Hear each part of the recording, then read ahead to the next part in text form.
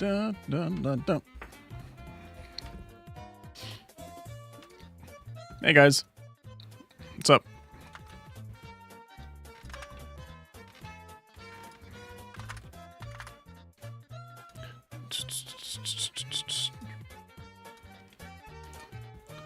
What's up? How you guys doing? Welcome to Friday. Yeah, welcome to Friday. I'm surprised we made it this far already. February is almost over. Can you imagine that? I feel like we just started. Like, we just got here, and we're already at the end of February. Like, 2025, flying by. It's just 1 minute you're there, talking with people. It's the brand new year, 2025. Things are going crazy, but, you know, for the most part, you're fine. You're chilling. You're just like, hey, time is passing by at a relatively normal rate. You blink once, it's already almost March. Can you imagine that? It's crazy. It's like the weirdest thing I've ever seen. Time is accelerating at a really weird state. It's going way too fast for me. Just gotta slow it down a little bit. Gotta talk to somebody. Whoever's in charge. Tell them, bro, chill out. Going too fast. Anyways, hope you guys had a wonderful day. There's a lot to talk about. Yeah, there's a lot to talk about. There's way too much. But, you know, that's what we're here for. Let's put this here. Dude, saw your video on Realm Royale shutdown.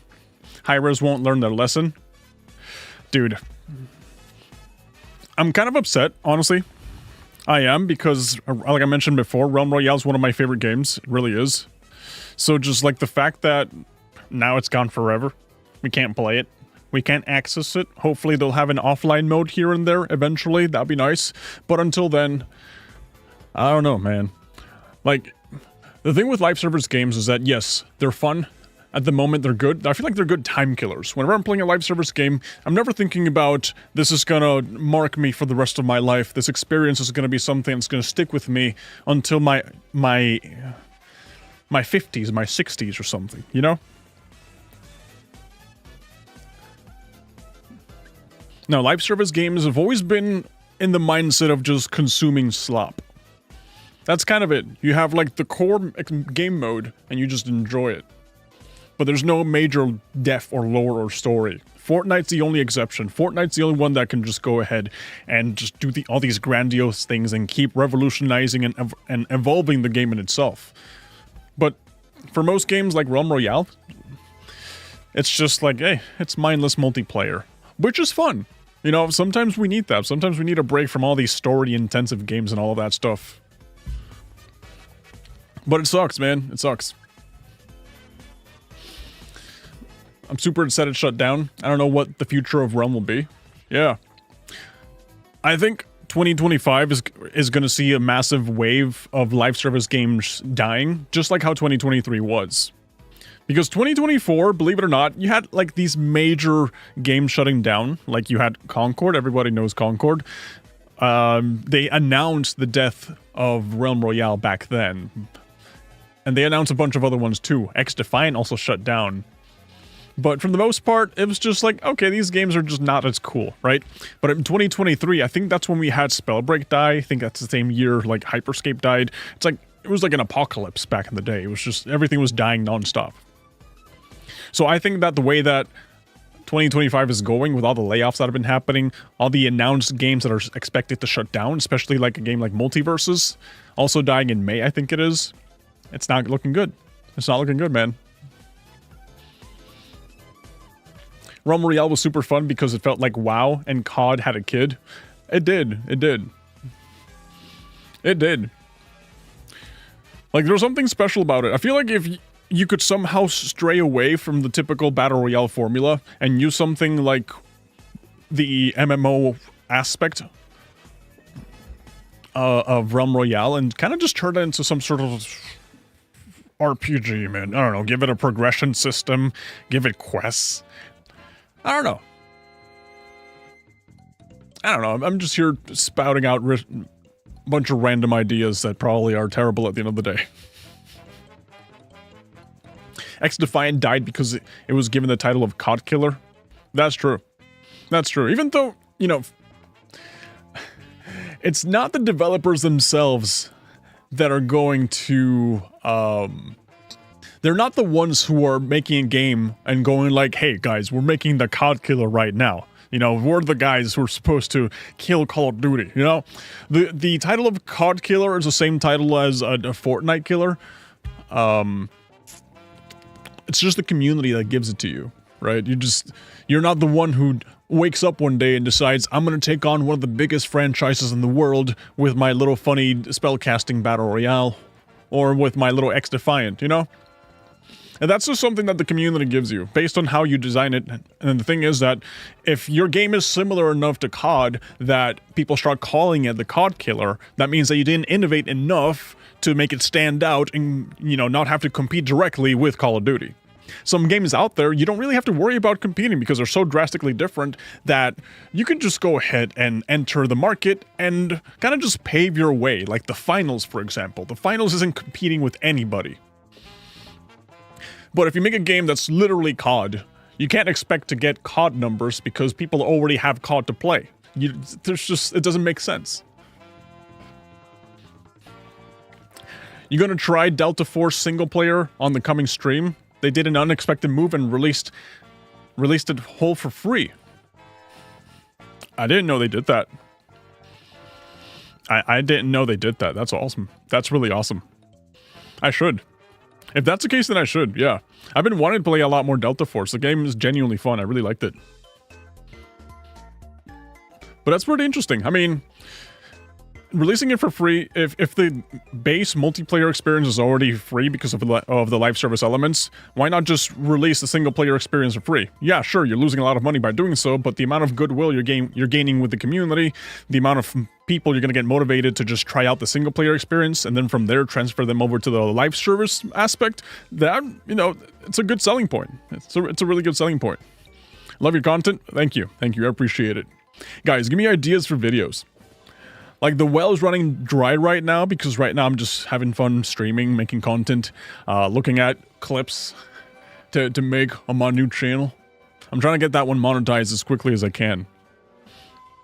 But I'm looking for ideas for, like, this main channel, too. Like, I know the big drama right now is Avowed. Right, everyone's talking about how Avowed was supposed to be the Skyrim competitor. They weren't even calling it the Skyrim killer, just like the Skyrim competitor. And all I hear about it is just people coping hard about how good the game is. And there's a lot of clips out there on the social media going like, no, it's not that good. It's really not that good. But it's just the latest game that's been caught up, wrapped up on all this unnecessary Twitter drama that's been going on, man. Play CS2? No. No. How about I don't play CS2? I don't think I've ever played CS2, actually. I think I maybe played CS1 once. Maybe. I don't know, I just compare that to League of Legends. Awesome that it exists. I ain't touching it with a 10-foot pole. I'm sorry. I feel like I would have such a bad time. Because I just know I would do so bad at the game. I would perform so terribly that I would get bullied in the chat. And that's the kind of game that relies heavily on teamwork. And I'm going to be the worst performing member of the team. People are going to hate me. And I'm going to feel like crap. Because I'm going to be like, oh. I think I'll just stick to playing the games I know I'm good at. Yeah, I'm just going to stick to the games I know I'm good at. And not try to play something like CS2 or League of Legends. I'm touching it with a 10-foot pole. That could be taken out of context. It's a saying. Everybody knows that saying, okay? Everybody knows what I'm talking about when I say that. Right? Everybody understands. Right. Game development, though. You guys want to talk about game development? Because first of all, we got the Elon Musk game studio that was announced. We talked about that last time on stream, and I was like, oh, I guess he's making something, right? He's decided to make a game studio using his Grok AI. And at first I was like, I don't know how that's going to happen. I don't know if they're going to focus on using generative AI to kind of like make gameplay without using an engine, or use the AI itself to do the coding for you. So there's been a lot of news related to both gaming and AI recently. The one I'm going to show you guys right now. This one. This is huge. Microsoft just dropped Muse, a generative AI model for gameplay. Now, I saw the gameplay for this, okay. I spoiled it for myself before I saw it here with you guys. This looks bad. Let me show you guys. Hey, co-pilots, let's play Bleeding Edge. Co-pilot Labs. Co-pilot game experiences. Here we go. Gameplay generated by AI in real time. Okay, so from what I understand here, right, based off what I'm seeing, this is kind of like the AI Minecraft that I played a while back, where there's no game engine, there's no nothing that's actually being, that's actually running here. It's entirely the AI taking the picture and just generating what they believe is the next frame that's going to happen. Yeah, you see that?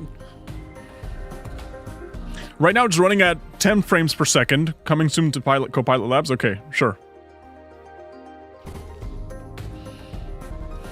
Yeah, so from what I understand, right, gameplay generated by AI in real time, okay? The AI gets trained on gameplay footage. The game, you know, they basically get told, hey, here's a bajillion gigabytes of gameplay footage, train on that, and then you will respond to the controller's inputs to predict what's going to be the next frame that happens. What do you think the character's going to do? And then based off of that, they can actually play a game that doesn't exist. That looks horrible. We don't need AI for everything. Yeah. This one looks particularly horrible. I really don't like this one. Like, I see this, and I think of this. I think of Oasis AI, play AI Minecraft. I can show you guys how this works right now. Let me see if there's a queue. Let's go to Village Outpost. I played this before. Okay, upload your own. Have a scene you want to play? Upload a screenshot to Oasis. Basically, you can upload a screenshot to this file, a Minecraft screenshot, and then basically play a game from that screenshot. Isn't that weird? Okay, let's go to Village Outpost. We're diving right in.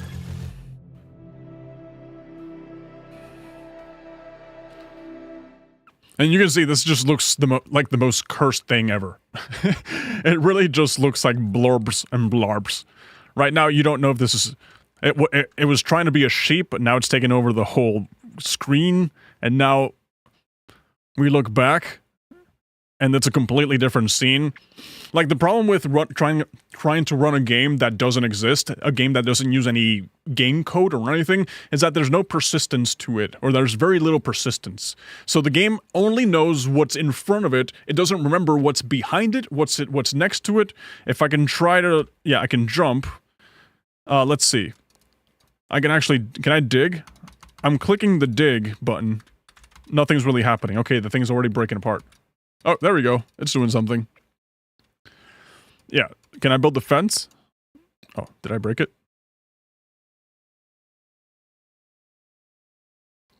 I don't know if I broke it or something. Okay, let's go to Mountain Meadow. Wait, it says waiting for your turn. Session expired. I was only playing for like a couple of seconds. Oh well, anyways, that's the same concept that they're trying to do here with this new generative AI model that Microsoft just announced, right? It says, introducing Muse. Here we go. Okay, it says, introducing Muse, our first generative AI model designed for gameplay ideation. So, from what I understand here, they're not really doing this to kind of just go like, hey, you can play games out of thin air. I don't think that's what they're trying to do. I think they're just trying to, like, facilitate the conceptualization, the ideation of going like, hey, this is what a game could look like. So they're trying to use AI to kind of just facilitate that whole research process, you know, the whole prototyping. And it's really funny because in the trailers, you were looking at the trading data, right? This is what they were showing in the trailers. When you go into Twitter and everything going like, wow, Muse AI just created this entire thing from scratch, and this is the footage that they were showing. But this is just like normal game from Bleeding Edge, if I'm not mistaken. This is just normal gameplay. This is not the AI itself. This is what the AI was trained on. Because what the AI was trained on was actually a lot worse. Because if you go over here, generated gameplay examples. All right, let's just zoom in as much as we can. This is what it really looks like. And you can see it looks pretty crappy. It looks pretty crappy, and it kind of reminds me of how the Minecraft AI runs itself. You know, it's kind of just predicting what's going to happen next instead of actually having a cohesive train of thought. So this is the one branch of game designing AI that's been popping up now. This one is the one that people are mostly upset about because this is just like, oh, this one is not good. You know, at the end of the day, the players want to have a good gaming experience. And when they look at this sort of stuff that's being showcased, you as the consumer, the gamer, you're looking at this and you're going like, well, this is crap. Who's going to want to play this? You know, this is kind of bad.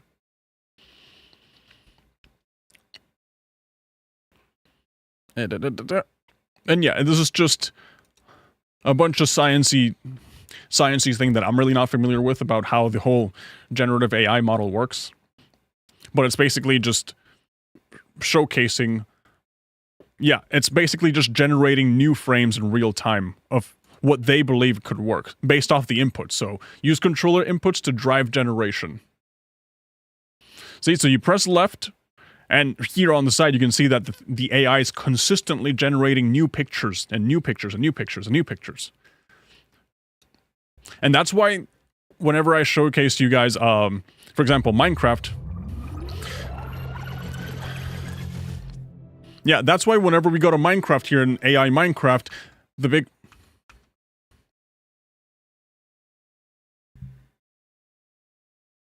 Okay. That's... I hate it.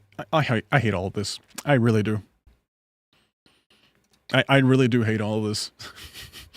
It's just annoying. It's why is it there? It's not really necessary. I get it for the concept, right? I understand, like, hey, if you want to just, like, conceptualize, kind of just pitch an idea to an investor, going like, hey, this is what it could look like. There's a potential to this. I understand, right? I totally understand, and that's cool, you know?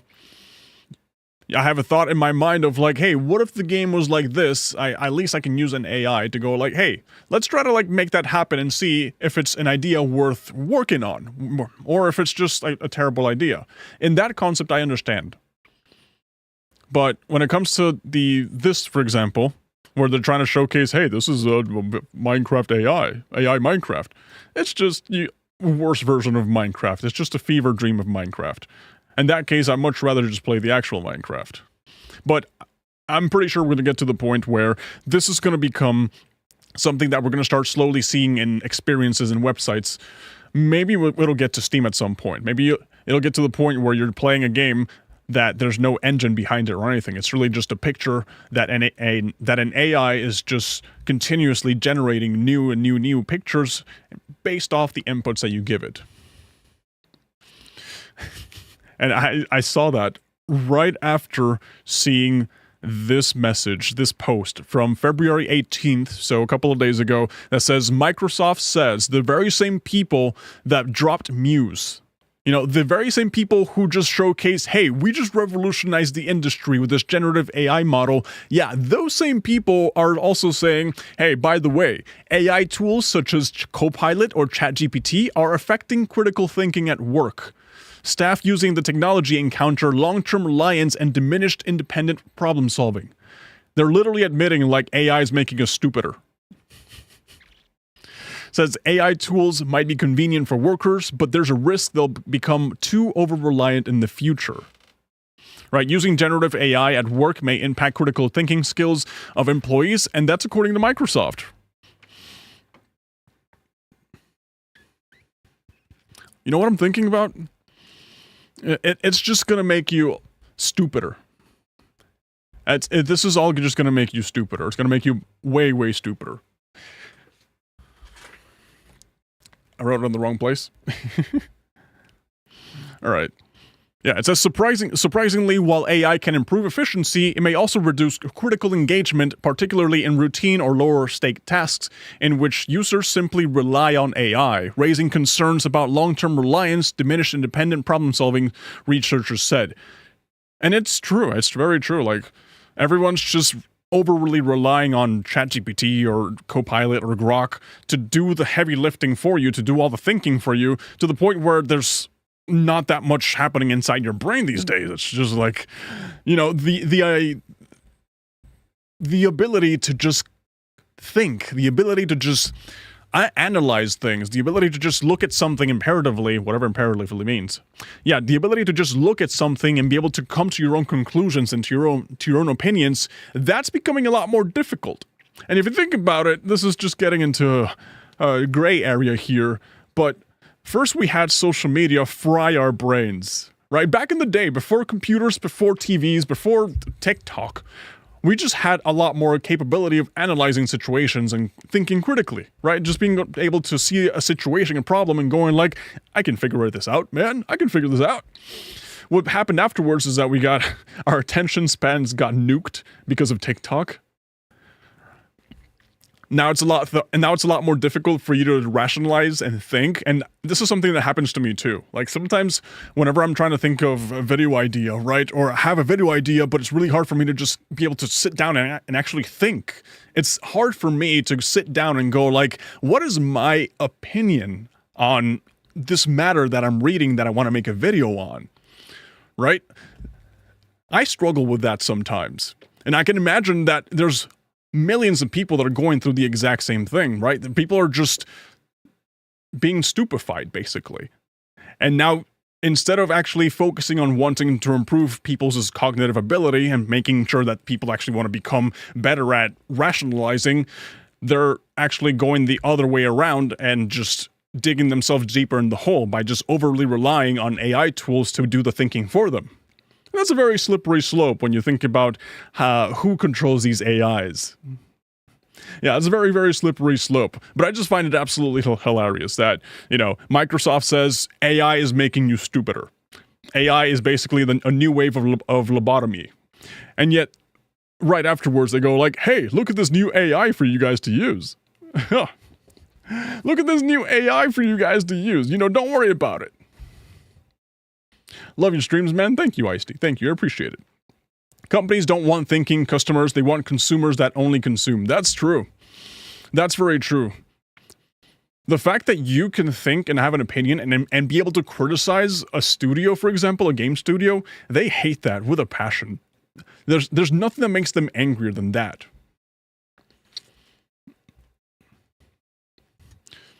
But yeah, this is what's going on with one part of the game development debacle inside of, you know, AI game development, where now there's no game engine. We already showcased it with AI Minecraft. I really wish this would stop sucking. You know, it just kicked me out. I got like 2 seconds of gameplay before I got kicked out. It's your turn. Okay, can we get dense forest? Can we not get kicked out almost immediately?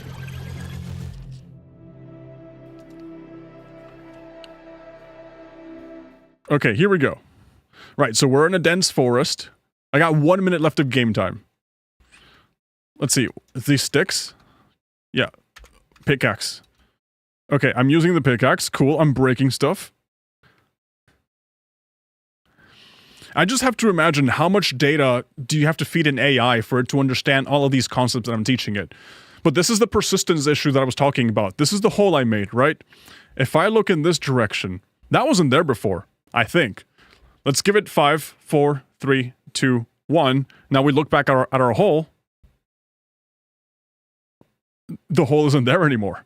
It's just a completely different landscape. And like I mentioned before, the AI only knows what's in front of it. Because there's no game engine, because there's no, like, persistence to it, it doesn't know anything apart from what is right in front of it. And that's just it. That's my whole session of AI Minecraft. It's awful. It's awful. It's disgusting. But yeah, speaking of AI, like a month ago, there was a drama with a book entirely written by AI. And people only found out about it because someone forgot to remove prompt in the middle of the novel. That does sound gross.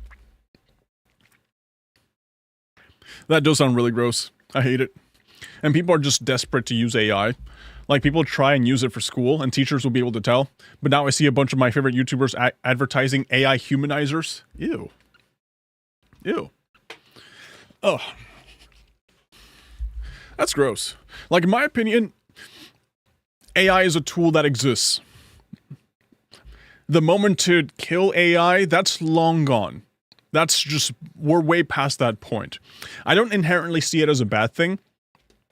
I see it as a tool, like if it was a calculator, for example. But imagine it's a calculator of opinions. Instead of being a calculator of number, AI is a calculator of opinions. And that's a terrible analogy. What the hell am I talking about? Yeah, AI is a calculator of opinions. This is certified banger, I tell you. No. But basically, it's just like, it's good that it exists. It's if you know how to use it properly, then awesome. It can help you do a lot of things way faster than it could before, but an over-reliance on it can just slopify the mind. Yeah, people just use it for shitty stuff. Exactly. It's like how we were talking about last time, that people are just posting true crime stories that are entirely fake. You know? I just think of AI as an advanced Google search. You know, whenever I need to search for something, I could look for it on Google and just have to sort and shift through all the crappy articles that I see, or I could ask, like, ChatGPT, right? And then then comes the issue of, like, okay, I got an answer from ChatGPT, I have to figure out, okay, is this just the thing hallucinating, or is it real? I have no idea. Yeah, so it's just, like, cumbersome and inconvenient, but technically it's a little bit faster than just Googling stuff outright. And in that case, it can be helpful, but having it do the entire work for you, having it pretend to be you, humans, at least at this point in time, can kind of just already tell. Like, I can tell when something's AI written. You know, it just seems a little too professional. That's why I'm trying to be a lot more sloppier. I'm trying to be sloppy. Especially when it comes to, like, my YouTube videos. I want to be able to make them more conversational, more personal. I struggle with that sometimes, but I'm trying to do it because sometimes I have, like, a perfectionism syndrome. I want to be, like, the most perfect man who's ever perfected a YouTube video, and that can sometimes make it sound professional, you know? And then after I'm looking at my video, I'm like, you know, 5 years from now, give or take, someone could rewatch this video and think, oh, an AI could do the exact same thing.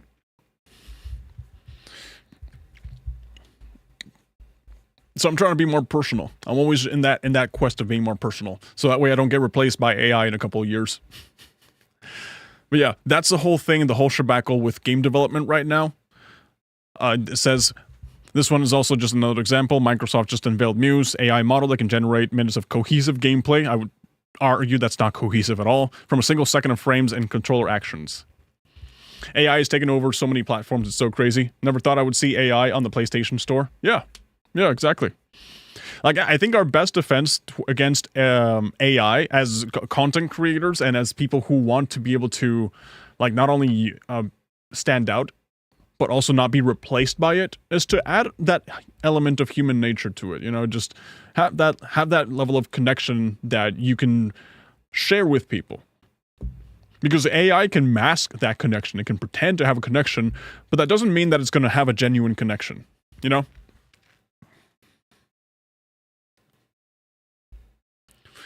Now, the moment that AI starts humanizing itself, pretending to be human, and just, like, it becomes more and more difficult to tell what's real and what's not, I think I'm really just gonna go ahead and buy a plot of land somewhere, disconnect from the internet, disconnect from life, and just become a farmer. That's it. Like, I'm genuinely thinking that if this goes to heck and it just completely revolutionizes the world, either people who are struggling are going to struggle even more, or life will get better. But I have a feeling that it's just going to be a lot more struggle. And if that's the case, I'll just be like, hey, I got this piece of land. I'll become a host. Stardew Valley is about to be my new life. Exactly. Yeah, I'm just going to do that. Screw it. Anyways, this is the next one I want to talk about with you guys. So everybody's been hyped up about Grok, right? The Twitter, the X AI, and the recent Grok 3 apparently is really good at making arcade retro style game development. You know? It says, this year we will add the ability to apply high-resolution imagery. I think we got a shot at making a AAA game sometime next year. Join us to make it happen. So they're already using AI to make video games, and it's not just like how we were talking about Oasis or talking about the new Microsoft Muse, that it's just pretending to make a game. Like, it's like a pretend game. No, the one with Elon Musk, based off what they've been showcasing, it's doing the heavy lifting for the people. This is just, yeah. No, please, no. AAA games right now are already bad enough. That's true. That's true. Yeah, but from what I understand, the AI that, you know, the Grok AI, the Grok XAI computational game development algorithms that they're using, that's a word salad. The way that this one works is entirely different, and this one kind of just seems a little bit better than the one that Microsoft we were just talking about. That one just pretends to play a game based off generating new frames. At least this one basically makes the game for you. Like, I think this is an example. Yeah. Here we go. Alright guys, back today to show you how to build this video game using only Grok. Simple tutorial. I promise you, you don't even need to know any code. Here's how. Open up a Grok window. Tell Grok... Yeah, so you don't have to know how to code. It reminds me a lot of the early MySpace days, where you could just customize your page, and you really didn't know how to code or anything, or use HTMLs, but you kind of just figured it out slowly. This is just doing something similar, but just for very advanced things. No programming ability required. So what I said here was, I wanted an Asteroid-style game. I want to use only a number of files that I specified. So some images, some PNG files, some sound, .wav and .mp3. These you can easily download or make your own sounds, go crazy. And then very, very simple instructions. I want a game called Doge Defender. Doge Defender. Display the score in billions, with every enemy is $10 million. Okay. Give me a restart function, allow some weapon upgrades, and if I win if I get $1 billion, okay? Pretty simple. Let Grok do its thing. Very quickly, it creates HTML. You're gonna hit this copy button, once it's done, of course. You're gonna paste it into whatever text editor you... Yeah, so based off what you can see right now, at least the Grok AI handles the heavy lifting of the coding, right? It's not that it's just generating an art, or it's just generating a picture. It's just doing the heavy lifting with all the coding stuff. And rename it as index.html. You're going to find those other files, .waves, .mp3s, some pictures, whatever you like. That's the fun part. And you're going to put them all, you can say I put them all in one folder, game. Then you're going to open up this index.html file, click to start. Literally, it's click to start. There we go. Literally, I was freaking out there for a second. Literally that easy. And you have a game that you can literally play in your browser. Of course, this is a pretty crummy game. Where are my power-ups? I mean, oh my God. Where are my powers? USA won that one.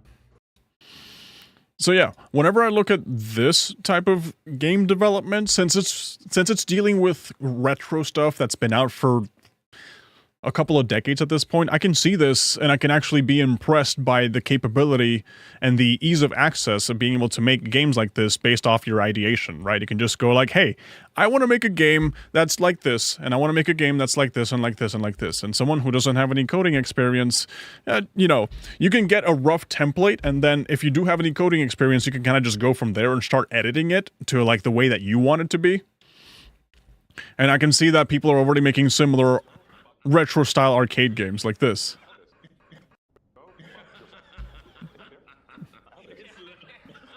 Yeah, that's what I'm seeing. That's all I've been seeing on social media lately.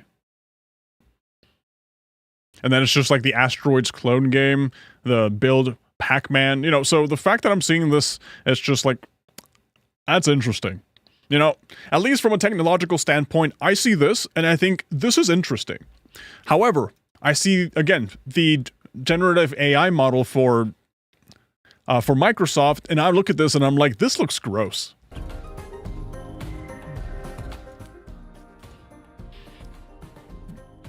I don't know really. Like, maybe I'm biased.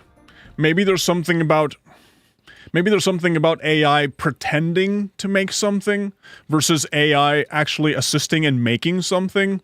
That's like the difference. Maybe that's why I'm leaning more towards one versus the other. Maybe one, I see it and I'm like, gross, disgusting. Meanwhile, the other one's like, hey, this could help people. I don't know.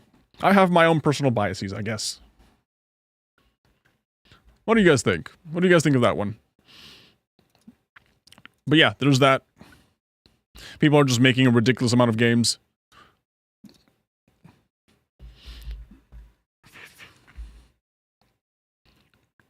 Mortal Kombat fatalities. So yeah, the future of game development is going to get really weird. Really weird. Again, we're going to start seeing a lot of crappy games hit the market. I think this is going to be like a renaissance of browser games. You know, at least when it comes to like more complex things.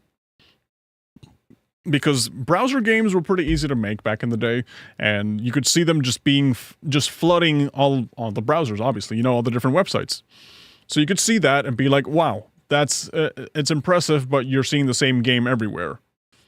You know, I think that with this whole new game studio AI that's happening, the AAA side of it is still going to be, for the most part, unaffected. Creativity is also always going to be able to stand out, but you're just going to see a lot more slop everywhere.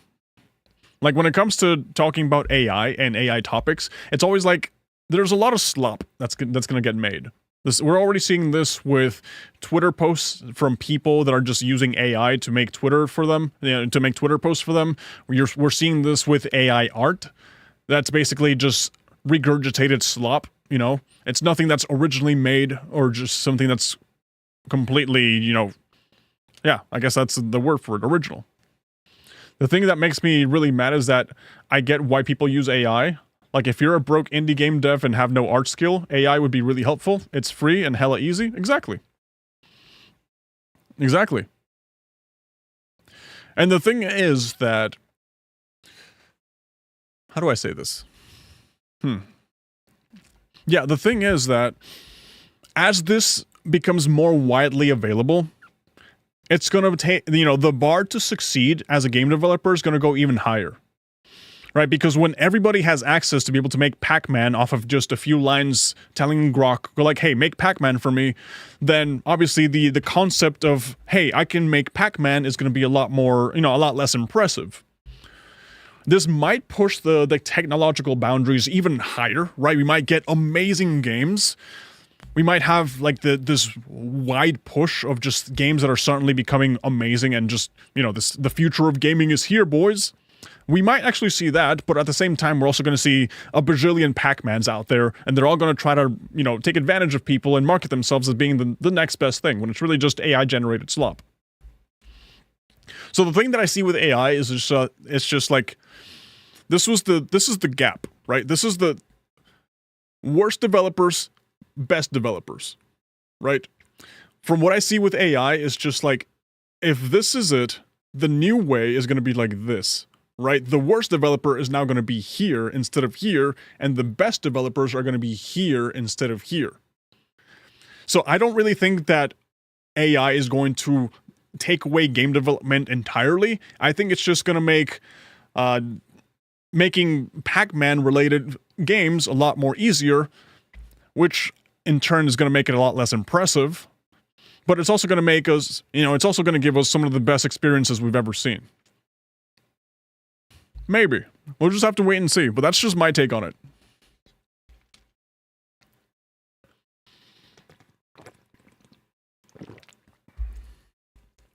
Hey, Floppin', what's up? Okay, and now if you guys are mad about AI, I have to introduce you. You've probably already seen it, man. The Proto-Clone, the world's first bipedal musculoskeletal android. And it looks like a thing from the nightmares, dude. This thing looks hella scary. This thing looks hella scary, man.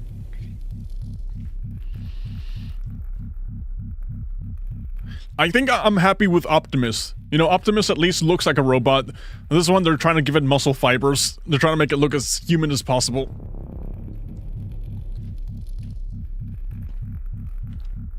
Like, look at that. It's gross.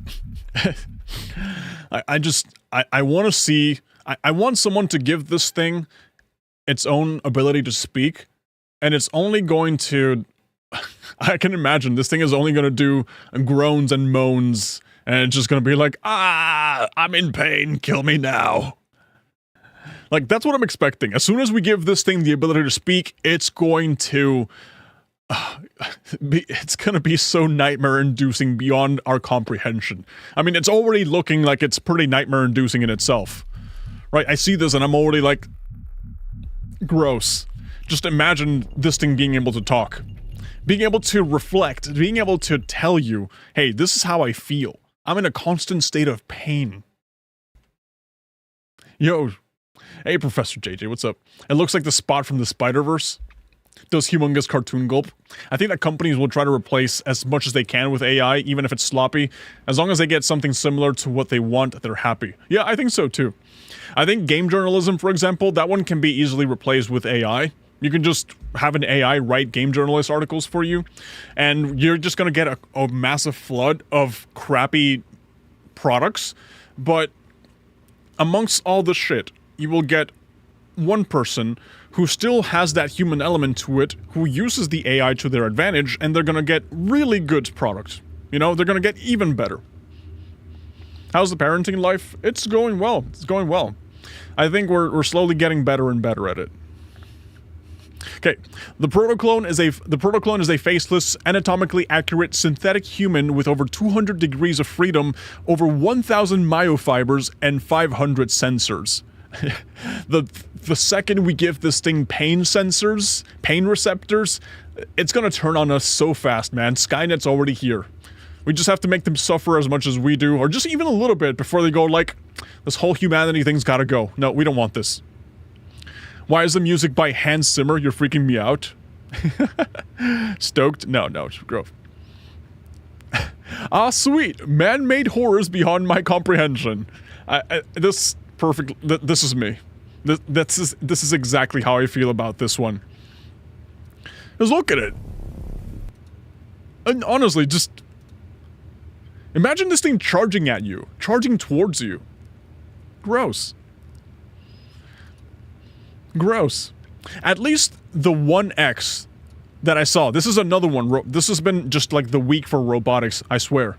Everyone's announcing their new robots, their new Optimus competitors, but at least the one I'm about to show you guys, the Neo Gamma, another step closer to home.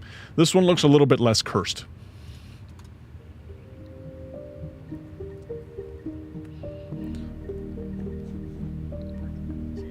Yeah, I wouldn't trust them with my coffee.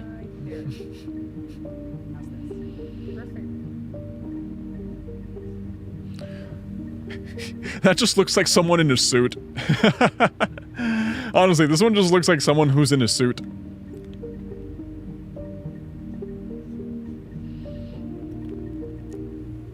Okay, this one is a little bit more convincing, a little bit less cursed. It's basically a Roomba with legs. Yep. This is just a Roomba with legs. The problem is that someone's gonna try to have sex with this thing. That's the thing. Anything that looks remotely human, someone's gonna try to do something with it. And they're gonna mess it up for the rest of us, I'm sure. I gotta go. Love the stream, man. Thank you. Thank you. Catch you in the next one. So yeah, new website. This is pretty cool. I don't know why we make robots look like humans, though. Why be limited by the same human constraints if you don't have to? Well, this one I understand why. Because everything that we have built around us, you know, our entire world, the houses that we live in, the cars we drive and everything, they're built based off, you know, they're built for humans. They're built for humans, so like the cabinet is within arm's reach as a human. So obviously you want something that reaches towards the cabinet. And not just that, a bunch of other things, like if you give this thing wheels, then it won't be able to climb stairs, or anything like that. So yeah.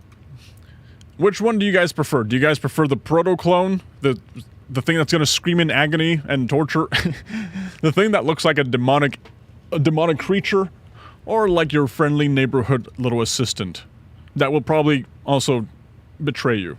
Give it more limbs? That's actually true. Why have 2 limbs? Give it 3 limbs. Give it 4 arms. General Grievous much?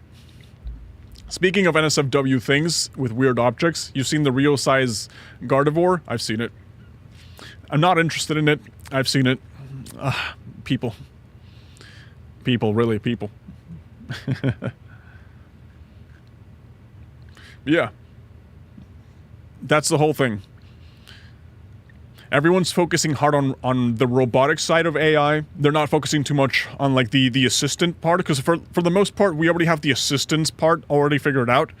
And after I saw this, the 699 AI pin that debuted less than a year ago is going to stop working at the end of February. When I saw that they're already killing the humane AI pin that they were selling as the most revolutionary concept, that's when I realized that this was a terrible idea. This was a terrible idea, because, again, my phone has whatever this thing has. And this thing really doesn't do much. But now if my phone were able to do this and vacuum the floor for me, I would be like, oh, that's cool. You know, my phone can vacuum. That's awesome. But this is just a complete catastrophe. I got the pin. I think it used like an Android app. Yeah, no, I think that was the Rabbit. The Rabbit R1 is another one of these AI wearables, these AI hardwares. That one, I think, ran on Android. Maybe this one did too, I don't know. But the fact that it's already going to die. Man, I think this one might be the Concorde of AI hardware. Yeah, the 699 AI pin that launched less than a year ago is going to stop working. Humane's wearable AI gizmo. I love that they use the word gizmo. Debuted to spectacularly bad reviews in April of 2024. Back in November 2023, we wrote about the AI pin, blah blah blah blah. Humane, via Kotaku, has announced that the sales of the AI pin have been halted, and worse, after 12 p.m. on February 28, just over a week from today, the units will no longer be able to connect to Humane's servers. This means, in short, the AI pin features will no longer include calling, messaging, AI queries, responses, or cloud access. This thing is basically going to be abandonware. It's going to be completely useless. We talk about live service games shutting down all the time, and then after the live service game is dead, all you have is like the icon on your desktop to remind you of how the game died. Now you're going to have this little thing that you can carry everywhere to remind you that you were an absolute idiot for spending $699 on an AI pin that now you can't even use because the servers are shut down. I mean, to be fair, I'm assuming that the way that this thing worked is that you made a request to your AI pin. You were like, hey, AI pin, blah, blah, blah, blah, right? They would just take that information, just send it to their servers. From their servers, wrap it over to ChatGPT to generate a response, and then to the servers back and back to the AI pin. It was basically just a convoluted, complicated way of talking to ChatGPT. That's all. Can't wait to see an announcement from Museum of Failures about this thing. I think it's already there. Yeah, I think it's already there. Last time I was on the Museum of Failures website, I think I saw the Humane AI pin. Wait, Museum of Failure is a collection of failed products. The latest edition is the Cybertruck? What? The Museum of Failure considers the Cybertruck to be a complete failure. With its futuristic angular design and promises of groundbreaking innovation, the Cybertruck burst into the scenes as a symbol of Tesla's ambition to revolutionize the truck market. At the infamous launch event of 2019, the virtually unbreakable windows broke during the demonstration of their unbreakableness. Oh, you guys remember that? Yep. The Cybertruck quickly became famous for more than its distinctive design, for less fun things like poor build quality, production delays, low range, multiple malfunctions, and frequent recalls and price hikes. Embarrassing viral videos flooding the internet showing off how the Cybertruck failed at basic truck tasks, such as getting out of snow or sand. Automotive analysts called the truck, "It's just a dumb product, top to bottom."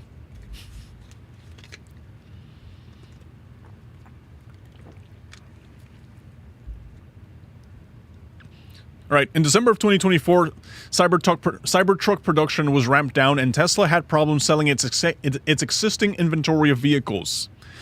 You know, I've always said it. The Cybertruck was more of a status symbol than an actual. You don't care about the truck itself. You don't buy the Cybertruck to like put mud in the back, or just put gardening supplies, or just do anything that you would normally do with a pickup truck. You buy the Cybertruck to show people that you have money, because this thing cost you like, what, $100,000, I think? Yeah, so to consider the Cybertruck a complete failure, I understand why. Because it does a terrible job at being a pickup truck. It's the worst pickup truck out there. But as trying to be a symbol of status, you know, people use this truck as they would wear a Rolex to just show to people like, hey, I have too much money on my hands and I have no idea what to do with it. That's why people get Cybertrucks. So from a marketing standpoint, I guess it does its job of showing people that you have too much money and you don't know what to do with it, or you don't know how to make good decisions with your money. I see a Cybertruck and I go like, whoa, look, it's a Cybertruck, you know? Whoa, that's cool. But the reality is that from a usefulness standpoint, the Cybertruck is not the best truck out there. It's actually a pretty bad truck. But hey, it was supposed to be the vehicle, the official vehicle of Mars, right? It was supposed to be the thing that was going to take us to Mars.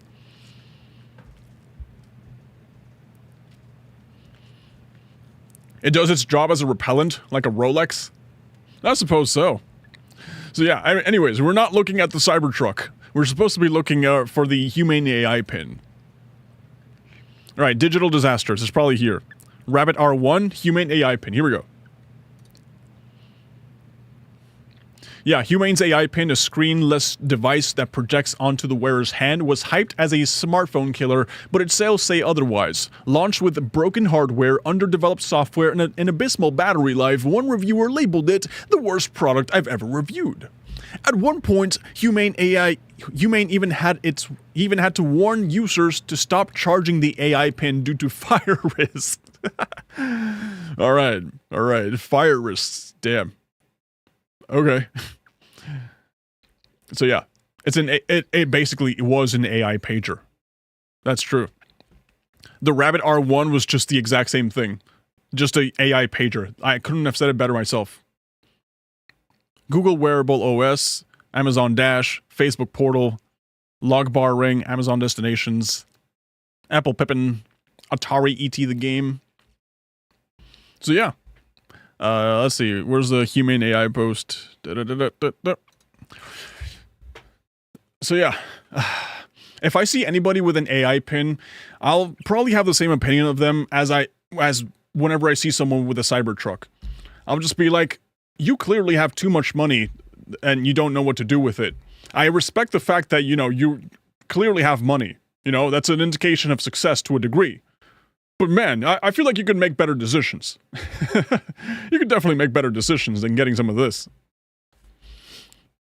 Do you think GTA 6 will succeed as a Metaverse platform they try to make it to be? Maybe. I don't know. I'm not too keen into like the hype behind GTA 6, apart from it just being GTA 5 with the sequel. I'm expecting it to be a GTA game. I don't know if it's going to be like Fortnite.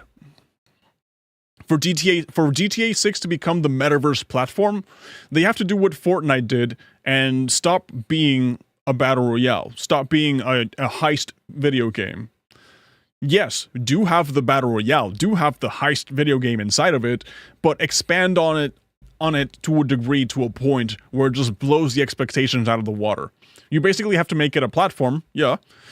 And I guess, you know, at least Fortnite, they already had the game running. They've been successful for a while, and they were able to slowly tweak it to the point that they could release Fortnite creator maps or whatever. GTA 6, they would have to launch first. If they launch GTA 6 on day one with a Metaverse platform, I think that's a pretty risky move that could end up, you know, doing pretty well for them, because sure, you know, it could be instant success, but you could also get the case that either the game itself fails or the platform itself fails, you know? And if the game GTA 6 fails but the platform succeeds, then now everyone's playing on the platform of a game that kind of sucks. They already talk with Roblox and Fortnite UGC creators. That's awesome. It's honestly a thing that we'll just have to wait and see. Hey, Savvy. Hey, things are going well. Thank you for asking. Yeah, obviously I want GTA 6 to do well, but it's like they're trying to do a lot, and it's a game that hasn't come out yet. It's a we'll have to wait and see kind of moment. And if it does pop off, awesome. That would be awesome.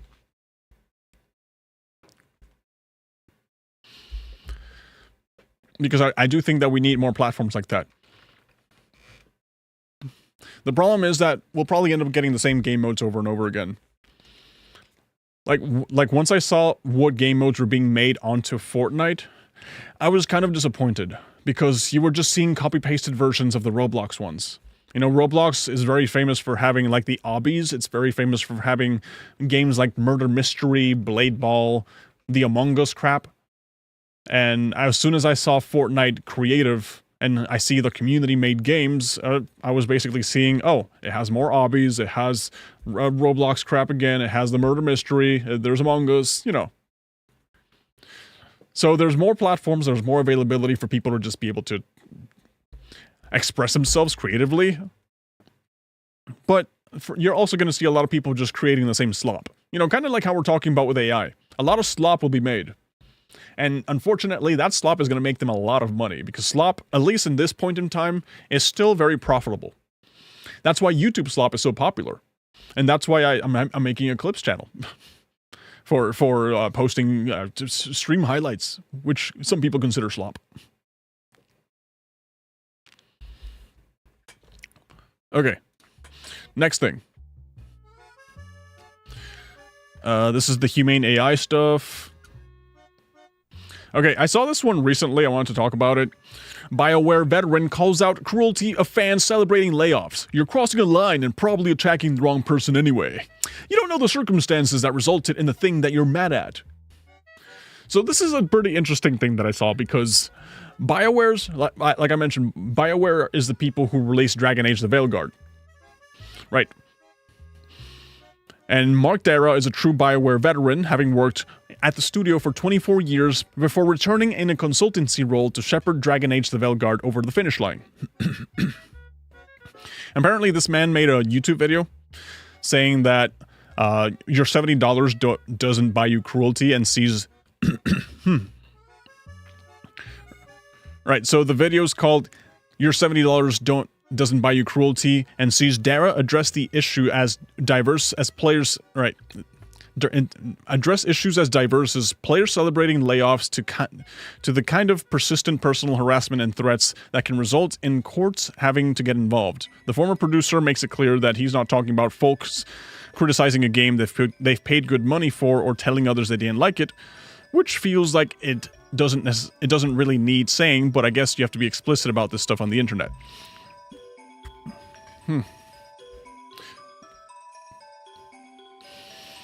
Yeah, so basically what I'm seeing is that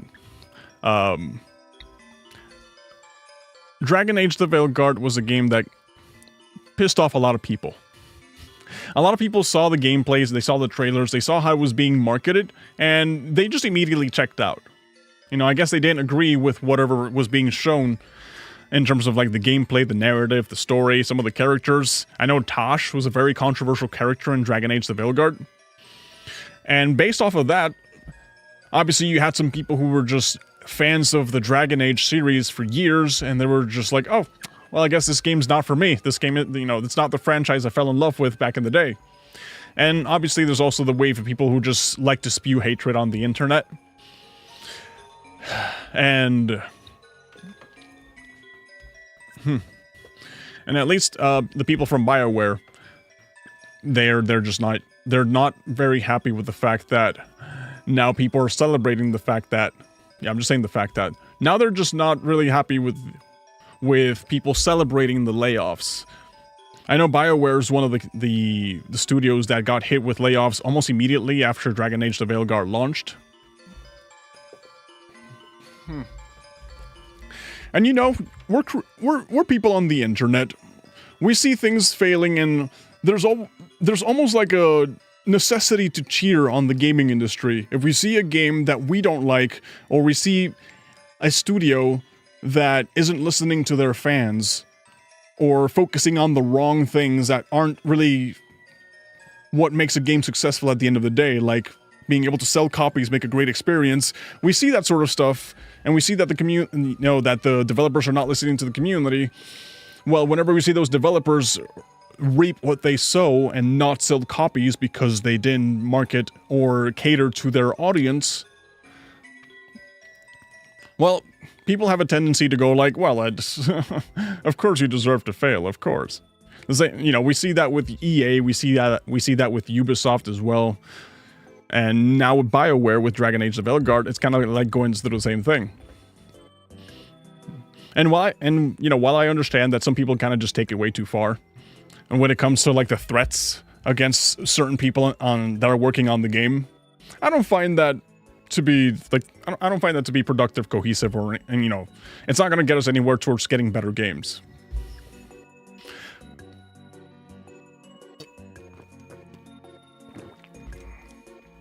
All right, but I will say that there's a lot of people on the game development side that kind of just take a moral grandstand and say like, hey, our game is the best game ever, don't look at the gameplay, trust us, bro. And like, they sort of expect you to play it regardless of quality, regardless of story, regardless of whatever they decide to introduce into the game. And then when you decide to not do that, they're the first ones to antagonize you. Hey, Prince Braden, what's up?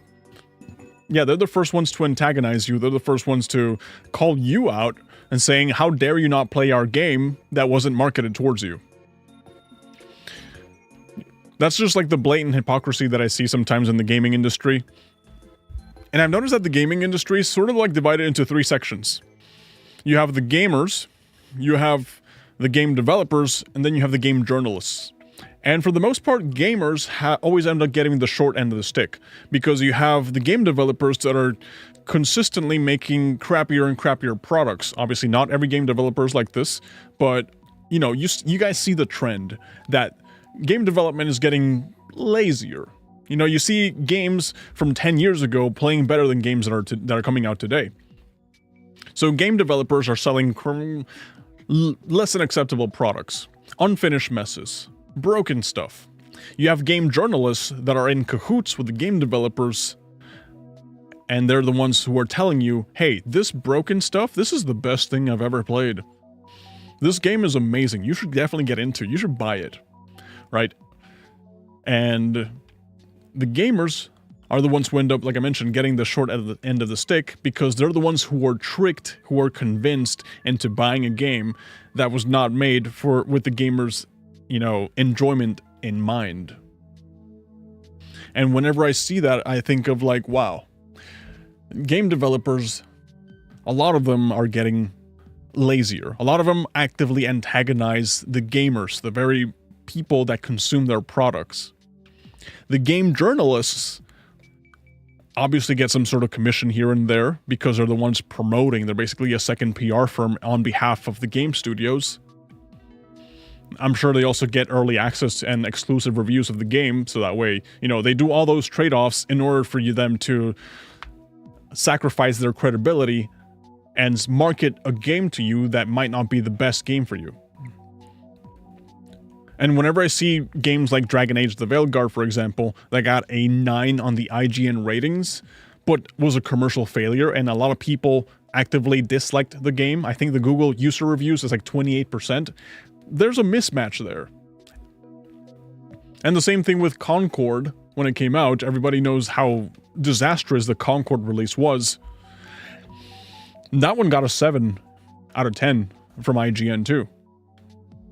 So yeah, I'm seeing all of this stuff unfold, and I'm just like, I don't know, man.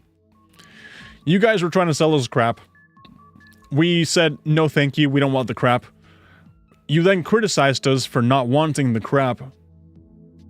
And now that you didn't sell enough of your crap, and your studio is getting shut down, and we're over here celebrating, going like, well, I knew it was gonna happen. Obviously, you were selling crap. Now you are upset because we're quote unquote celebrating.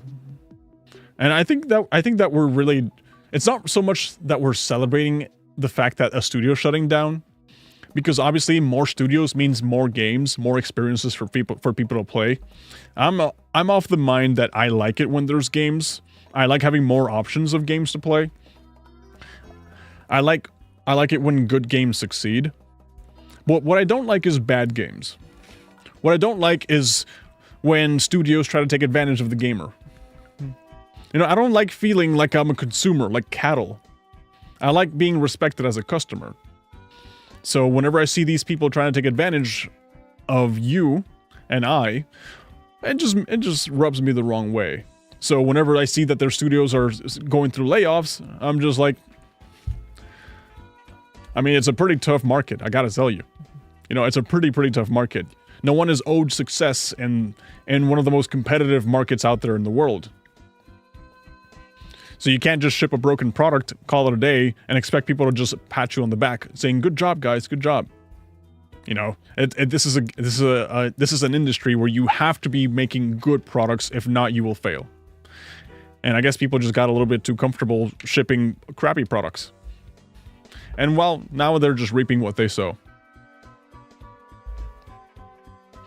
But yeah, that's the whole BioWare situation. It's such a shame, you know. It's such a shame. Like, imagine they never made Dragon Age the Veilguard. They made a different Dragon Age. Imagine they actually put a lot of their efforts into reviving Anthem. You guys remember Anthem, which is another game that was made by BioWare? That one had a lot of potential, but it just unfortunately never went anywhere. I don't know, man. I see all of this, and I just contrast it to simpler games, like a game about digging a hole that we were playing the other day. And I was like, dude, all you have to do is make the gamers happy. All you have to do is make your customers happy. You don't have to actively hate them. It's as simple as that.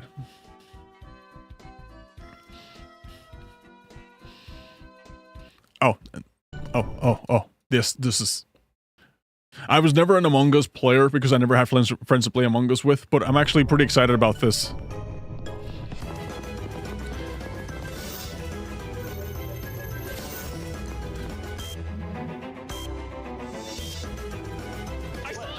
You saw him? That's cool. That's really cool. Is this made by the same people? I hope so. Yeah, Inner Sloth. Maybe Among Us with viewers someday. It has text chat support. That would be awesome. Yeah, I know Among Us had some VR support for a while, but now they're just making it in 3D. And honestly, I like the aesthetic. It stays pretty true to the original game. You know, they didn't try to make it something that it wasn't. It's an Among Us VR without VR. Exactly. Just first-person Among Us. With VR crossplay? I like that. I wonder what else they can add to the game. Let's see.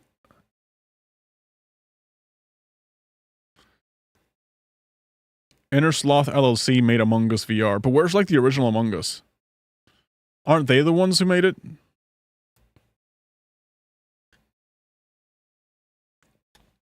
Among Us. Oh, so Inner Sloth made Among Us and Among Us VR, but I guess they made a brand new company to release Among Us 3D under. Okay, whatever. That's cool. Yeah, this one I'm actually pretty excited for.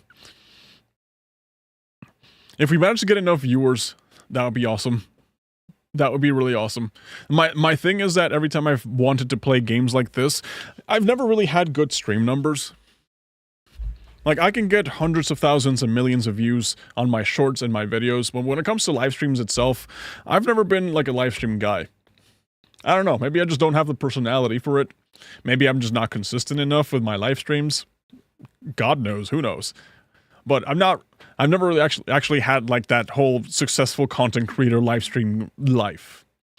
Back when I first started making content, I used to stream religiously Super Smash Bros. Ultimate, and I did get, well, I don't know, I was averaging like 60 viewers at the time.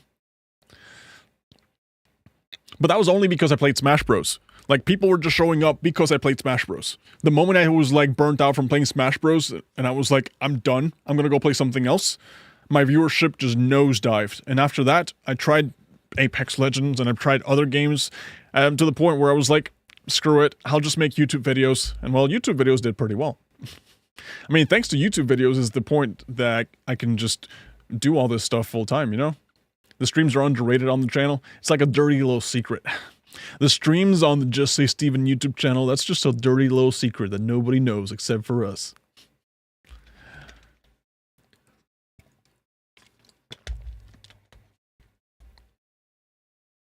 But thank you, I appreciate it. So yeah, Among Us 3D seems pretty interesting. What else? Oh yeah, I was reading about this. There's a game that just came out called Bloom and Rage. Yeah, Lost Records, Bloom and Rage. That just launched and it only has 511 people on game. And people are comparing it to Dustborn because when you copy your friend's homework and both gets an F-, I find it interesting because you have like the musician part, you have like the punk rock, edgy rebels, and it looks very similar to Dustborn. It really does. So I want to check this game out. What was it called again? Lost Records, Blood and Rage. Okay.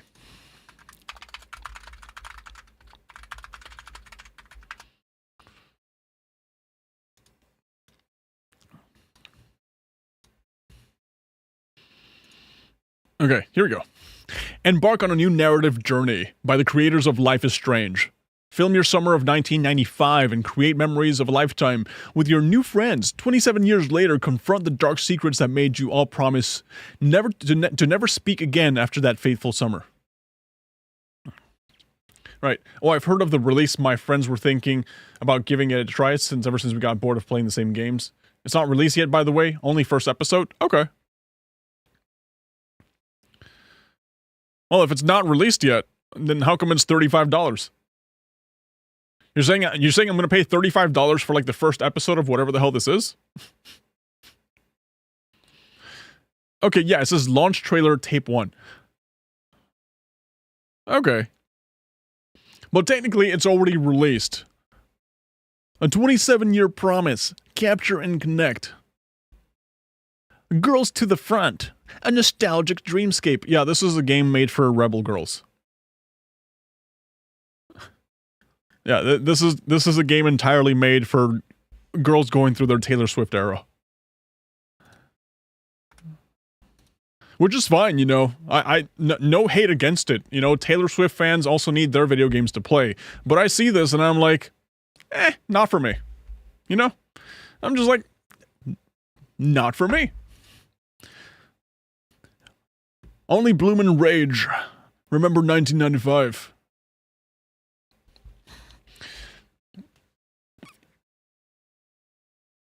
Is it early alright? I don't know. This is the kind of game that if I had real YouTube money, if like my ad revenue checks were popping hard, I would buy this and play it just to experience it. But $35, bro? I'm spending $35.99 on a video game like this. Let me look at the trailer though. Did you girls ever see anything weird around these parts back in the day? 27 years was a long time ago. I've been trying to remember. Something just out of reach. My mom found a package on her doorstep. Our Bloom and Rage. There are some things that I Okay. won't be ready to talk about ever. Reminds me of Mixtape, which is also coming this year. Also an interactive movie related to music. The Swan Show. Oh, cool. My natural habitat, suburbia.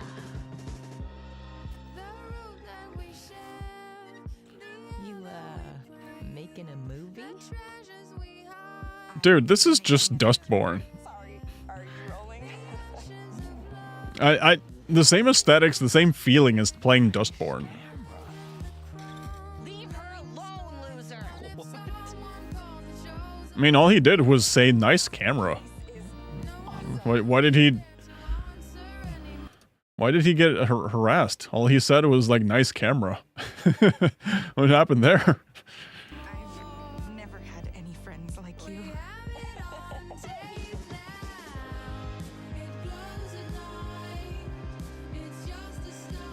Okay. Uncover what's been forgotten. Dude, the emo era. What happened? It makes me think of the emo era from back in the day. I had my own. Made our promise.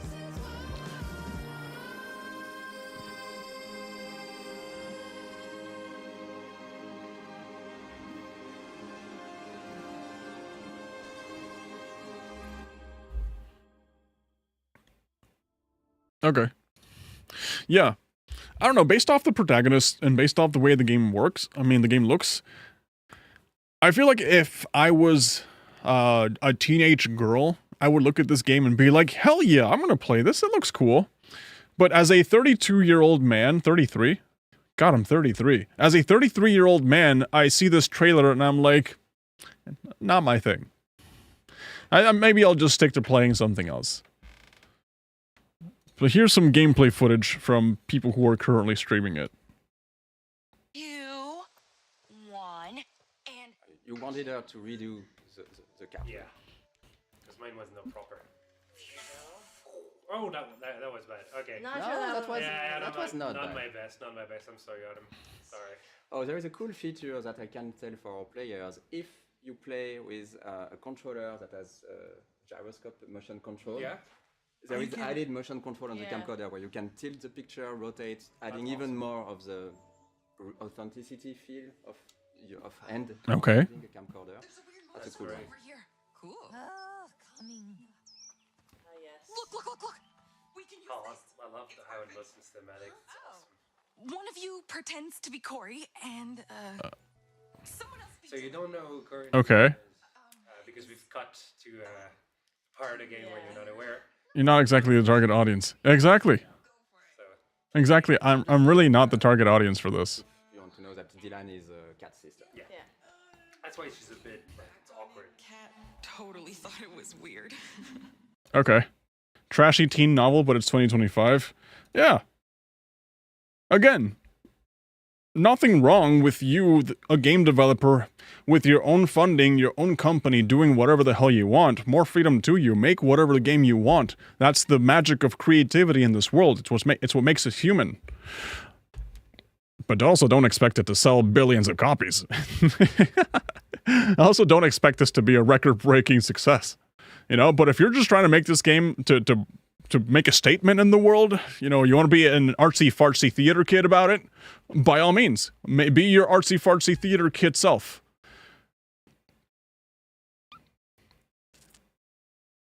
But I don't see this game going really far. You know, so if they're expecting this game to pop off, it probably won't.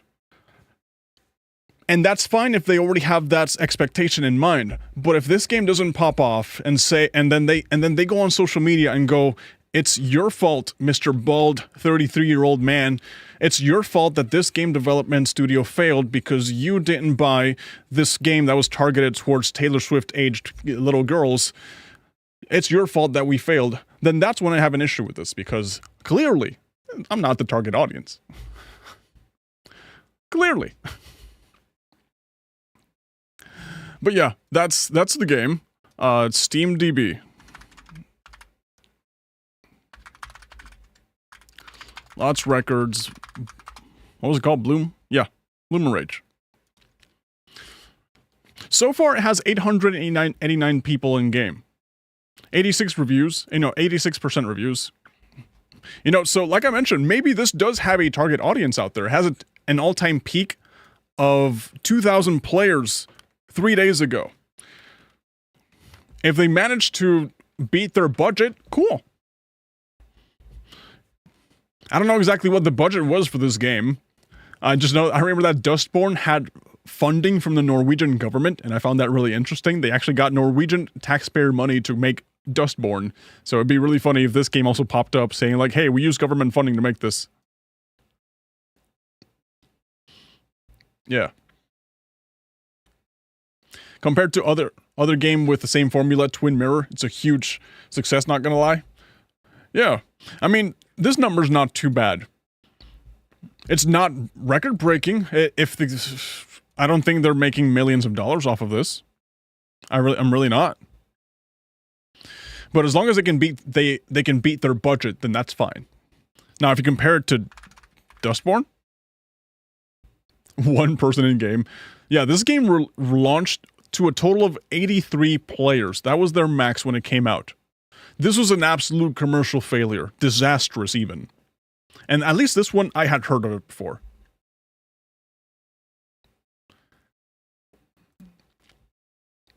But for this one, I don't know.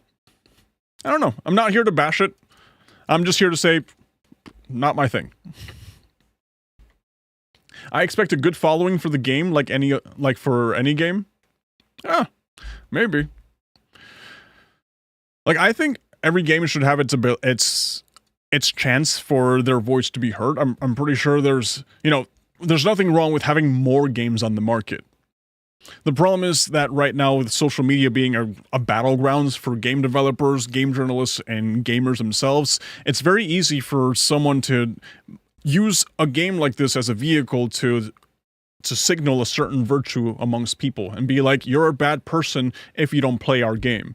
I'm not saying that this game in specific, because I have not done any research on this game specific, but there's a thing. You know, when you compare it to Dustborn, which was made to literally send a message, and the developers admitted that they used it to just send a message, when you see that both games are so similar, it makes you sort of question. Yeah, but again, it's a thing that, as long as they make their money back, or if they don't care about the money, as long as they just want to make a product of love, that's cool. Fine with me. Life is Strange was good, though. They've earned the right. Yeah. Cat Valentine, just Usopp is a spam bot, ban him. Yeah, I think the character that Ariana Grande was playing, that sounds more like a spam bot than anything else. Okay. Another game I saw was called Fellowship. This one kind of caught my attention. I haven't seen the trailer, I haven't seen anything. It's a 5-minute video, holy crap. Fellowship is a so-called multiplayer online dungeon adventure that's going to pluck out team-based dungeon raids that are the beating heart of modern MMOs and turn them into a streamlined game. So if I'm getting this correctly, they basically just took everything out of World of Warcraft and they just removed it and just kept the dungeon part, which, you know, granted is the fun part about World of Warcraft.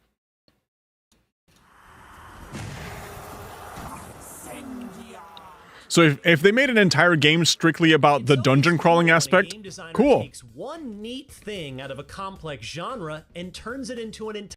Oh, I guess we're watching a reaction video. I guess we're doing a reaction video then. Yeah.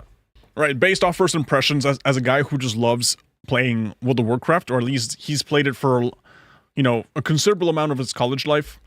I don't play anymore, but I used to love the raiding, the dungeon crawling, and all that stuff. If they made a game strictly about that, awesome. Based off first impressions, in the first 13 seconds I've already paused it, it looks awesome. Entire game. That's how we got the MOBA, after all, breaking just the heroes out of an RTS. Enter Fellowship, a so-called multiplayer online dungeon adventure that's going to pluck out team-based dungeon raids that are the beating heart of modern MMOs and turn them into a streamlined game without the 100 hours of leveling up before you get to the best stuff. After some time with a development version of Fellowship, I have to say that the concept turned out just as cool as it sounds. It's no nonsense, endlessly scaling dungeon runs in a 4-player team of a tank, a healer, and 2 damage heroes from among a selection of unique classes. Okay, I see how this has the potential to be really awesome, really fun. Yeah, okay, so if you have pre-selected classes in your dungeon crawling, I can just see how they can expand on this and make it be so much more than just limiting it to what World of Warcraft has been doing so far, which has been good. But when you make a game that's solely based off the dungeon crawling aspect, it's like they mentioned, you know, League of Legends started off as basically just taking one aspect and just making it its own thing.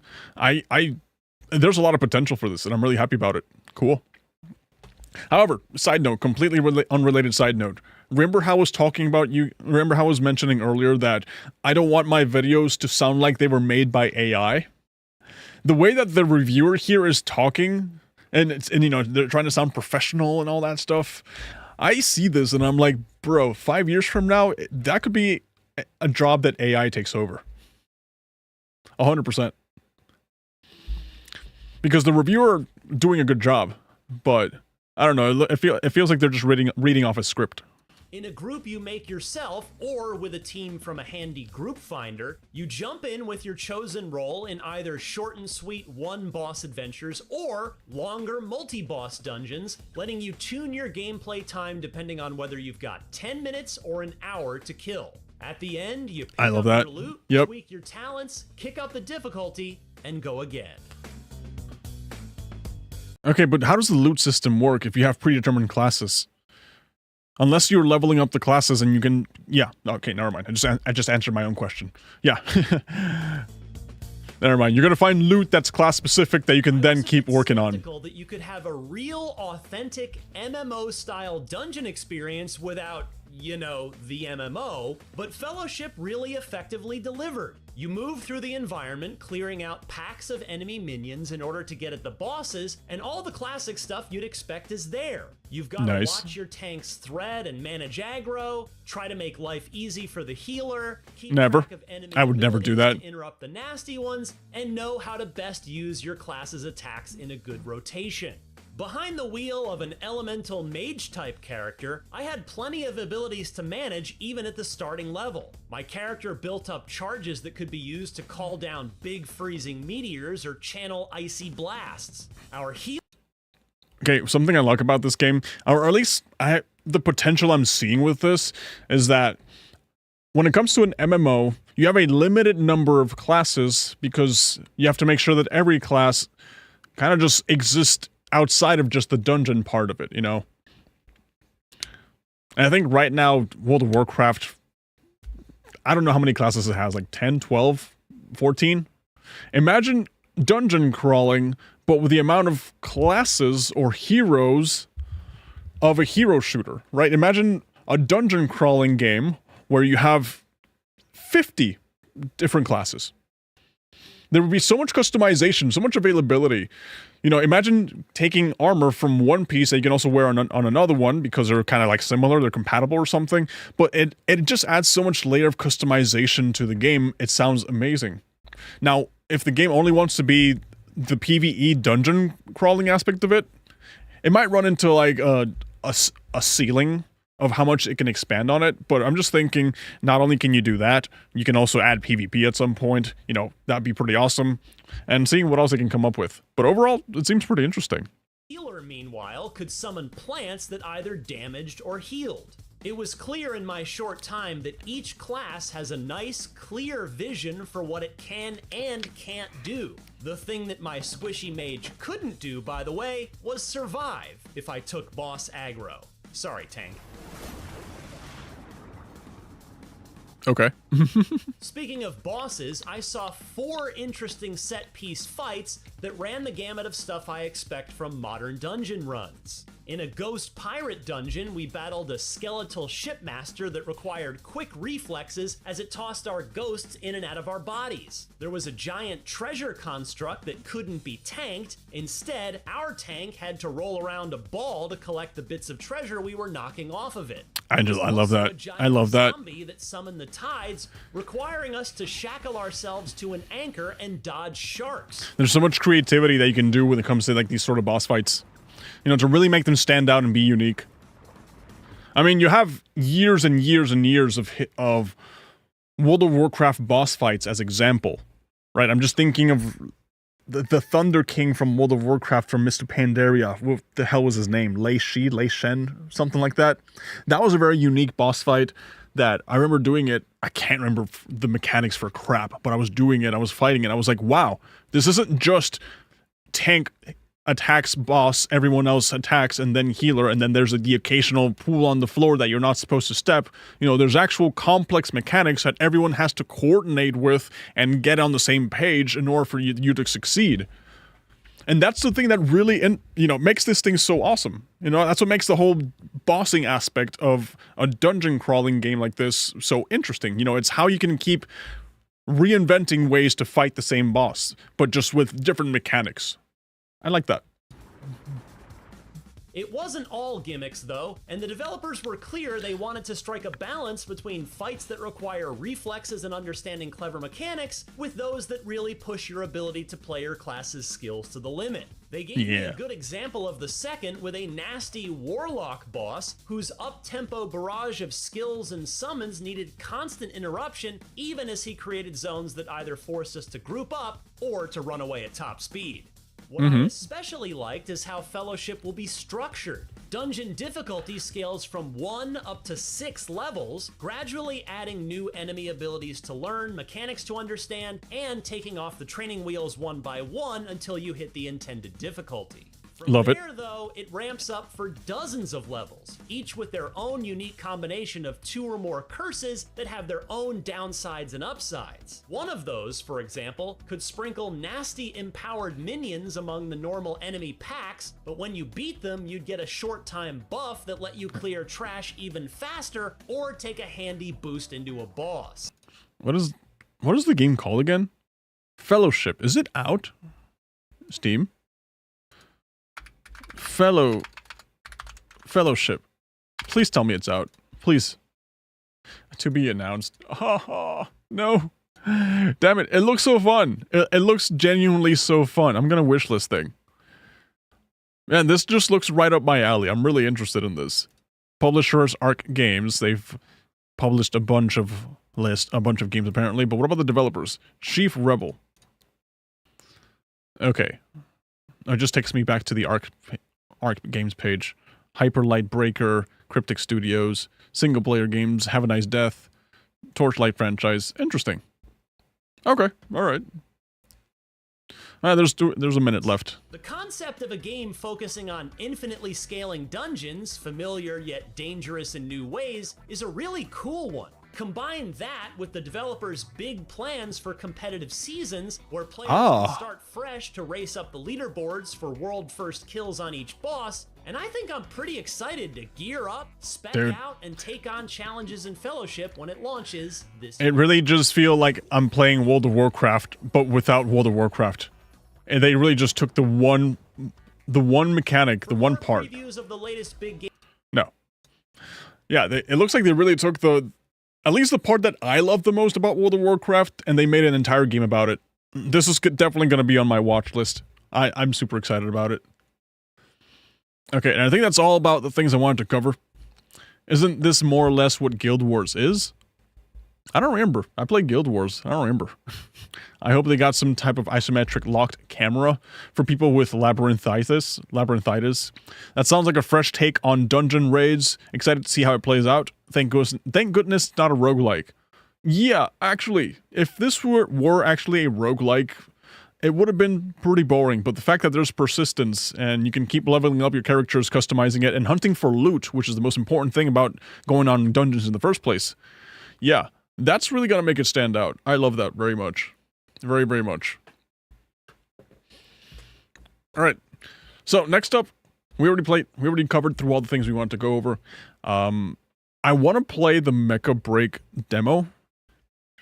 See if it's good. I'm actually super excited about, Mecha Break because it's literally Armored Core, but with waifus. So I'm gonna play the demo. I hope there's plenty of I hope there's plenty of content in it so we can play. And after that, we'll see what else we play. Okay.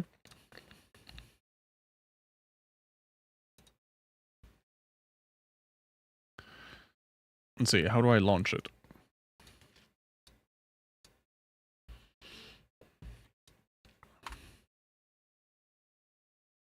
Okay. You heard the newest animated Witcher flopped? I hope it's all over. I hope it's all over with this Netflix abomination. I hadn't heard about it, no. Dude, I didn't even know there was an animated Witcher. I'm just that disconnected from being able to watch stuff like that. From watching shows. Alright, I'm gonna go to the bathroom. If there's an cinematic intro or opening, you enjoy that, I'll miss it. I'll be right back.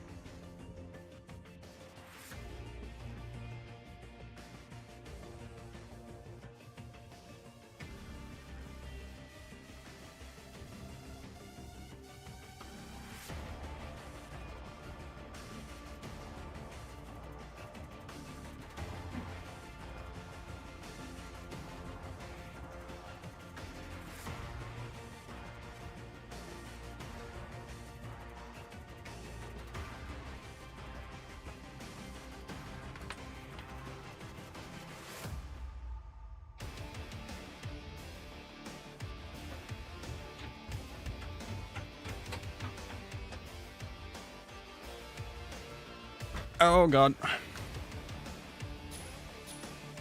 Okay, so let's start the game. We read the game test agreement, the privacy policy, and all that stuff. We're up to date with all this stuff. All right. Mecha Break. Mecha Break. Global Storm Open Beta Notice. Attention pilots, welcome aboard the Mecha Break.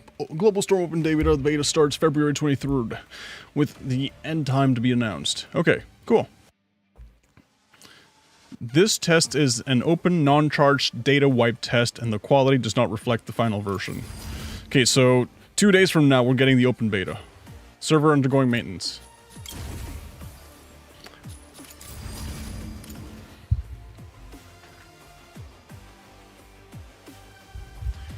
I can't play the stupid game. I can't play the stupid game. They're undergoing maintenance. Damn, that's what I get for being late to the party.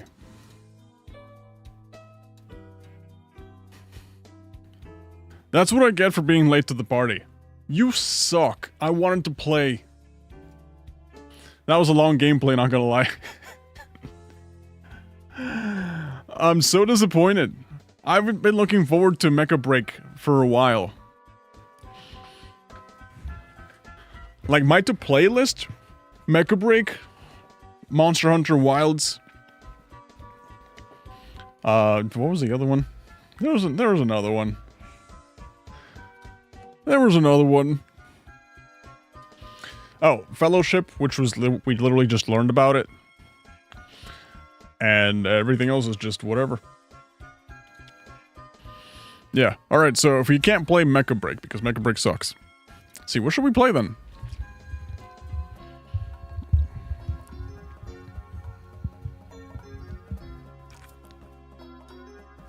Let me actually go here, alright. Let's go to itch.io, see if anything seems interesting. Guys, give me your suggestions. This was not going according to plan. Not going according to plan. Stretchmancer? Stretchmancer. It's on itch? Okay. Hold on. We have Bachelors. Local multiplayer versus dungeon crawler. Player with the most coin wins.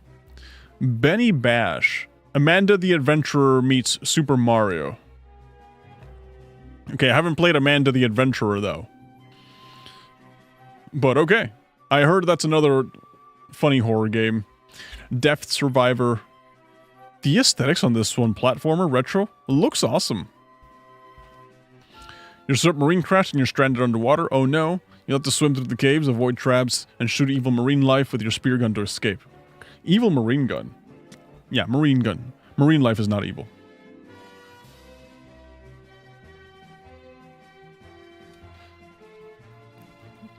Zelda's Adventure. Your quest, it is the Age of Darkness. The evil Ganon has captured the young hero Link. Only Princess Zelda can rescue him. Her journey will be difficult, filled with many challenges and mysteries. Armed only with the advice of the wise court astronomer Gaspra and the guidance of Shermack, Zelda must set... Is this a real game? Right, in the 1990s, Nintendo made a deal with Philips to develop 3 Zelda titles. Okay, the Legend of Zelda CDI games. In the 1990s, Philips Interactive Media published 3 action-adventure games based on Nintendo's Legend of Zelda franchise for its compact disc interactive. The first 2, Link, The Faces of Evil, and Zelda, Wand of Gamillion, were developed by Animation Magic and released simultaneously on October 10th, 1993. And Zelda's Adventure was developed by Viridis and released on May 10th, 1996. This is the first time I'm learning about this. What happened with them?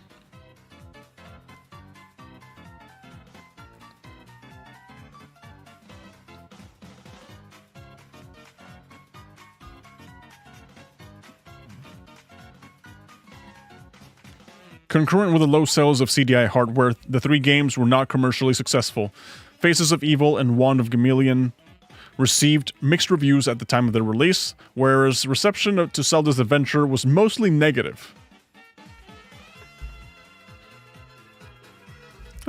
Retrospective reviews, however, have panned all three for their unintuitive level design and awkward control schemes. The FMWs of Faces of Evil and Wand of Chameleon also received renewed criticism through their rough animation quality after they became widely available through video sharing websites such as YouTube. Arzette, the Jewel of Faramore. Let me look that up after I give this a shot. I'm actually very interested in this. This is the first time I'm learning about this.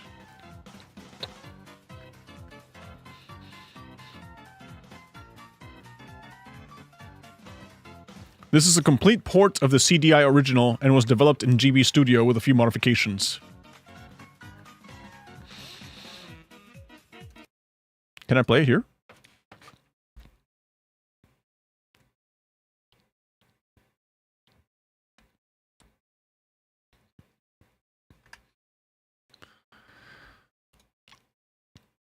Zelda's Adventure... Okay, do I need...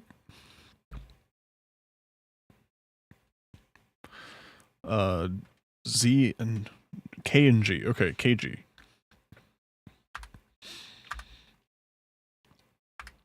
No save data found. Okay.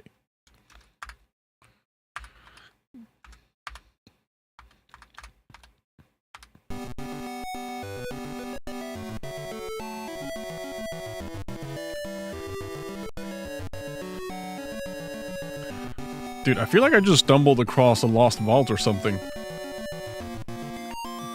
I never even knew this sort of thing existed, and I've been a fan of Zelda for a very long time. Whoop!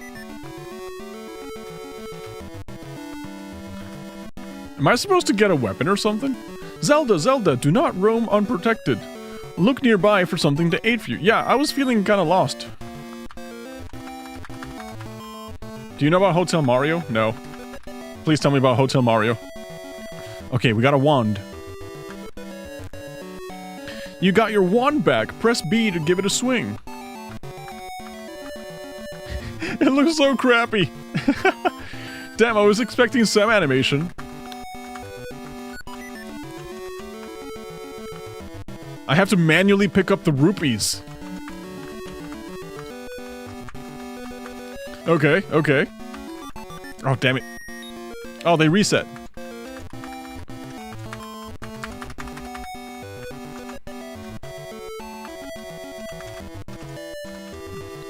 Okay, this feels... I can see why they're not... I think I can see why they were not well received. Yeah, the game feels not good.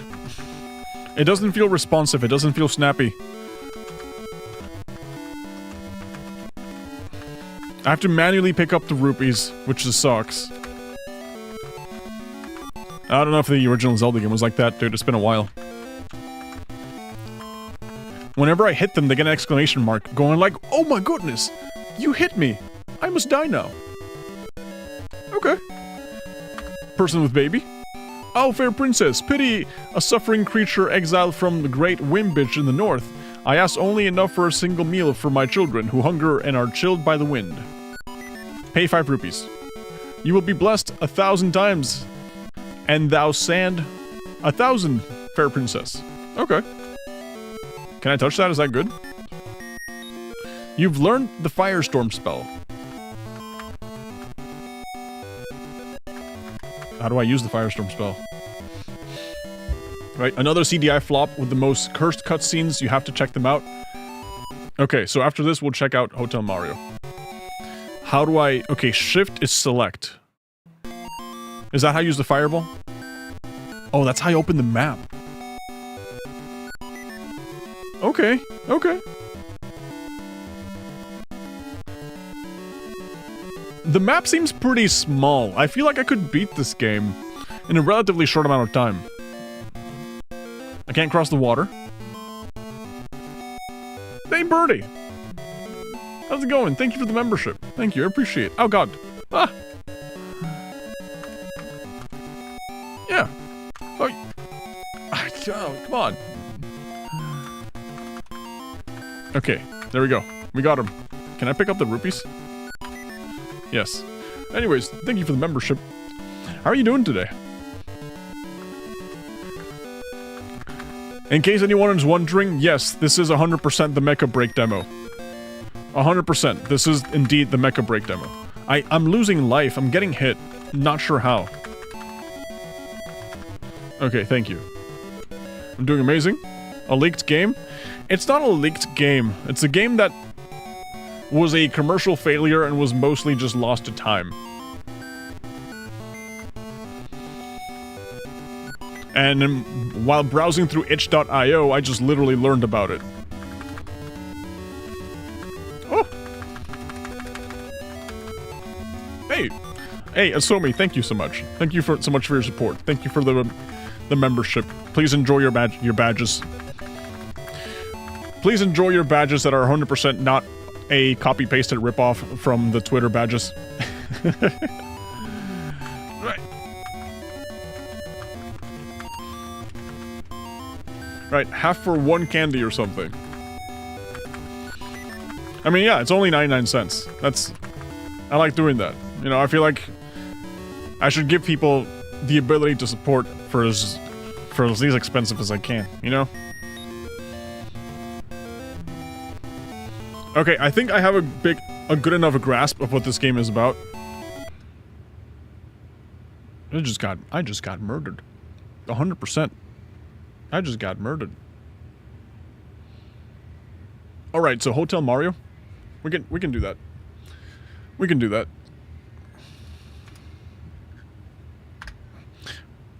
Do you think they have Hotel Mario in itch.io?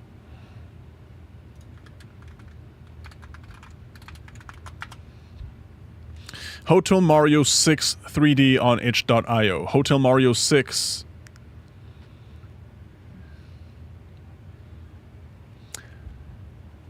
What? Is this what you want me to play?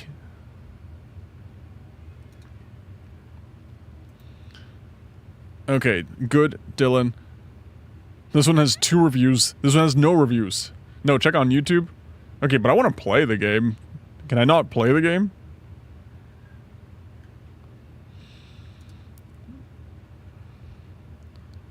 HappyMeatFarms.com. I feel like this is all rage bait. I'm not gonna click any of that.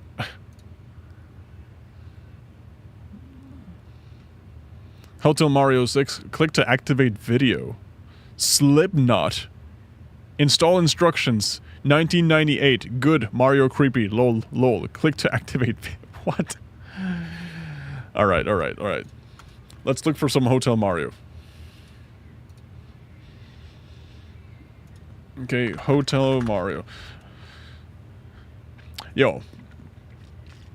I think you guys just gave me an idea for like a YouTube short. I'll just go ahead and talk about this stuff. Lost games.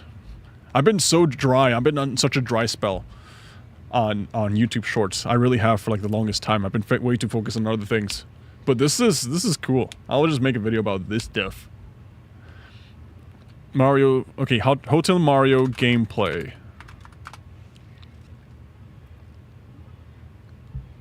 This is a 3-hour gameplay. Holy crap.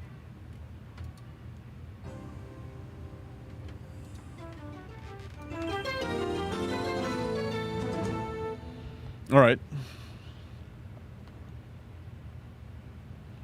Fantasy Factory. Just look for the cutscenes. Dude, this is the Mario TV show and cutscenes. I hope she made lots of spaghetti. Luigi, look. Dude, if you go to Amazon Prime right now, they have the Super Mario Super Show, and it's literally just this. That's the exact same thing. It's from Bowser. Dear pesky plumbers, the Koopalings and I have taken over the Mushroom Kingdom. The princess is now a permanent guest at one of my 7 Koopa hotels. Okay. I dare you to find her if you can. Ah. So that's why it's called Hotel Mario. Bowser's running a hotel business. I get it. We gotta find the princess. And you gotta help us. If you need instructions on how to get through the hotels, check out the enclosed instruction book. I don't have the enclosed instruction book, I'm sorry. Okay. Show me the gameplay. Yes! Gameplay! Morton and his nutty group. Kind of peaceful. Looks at the ceiling. Mario also has a lot of MS-DOS educational games. Yeah. I think I've seen those. Koopas are involved. This is so cute. Why are you bashing this? Why are you making fun of this? This is actually kind of cute.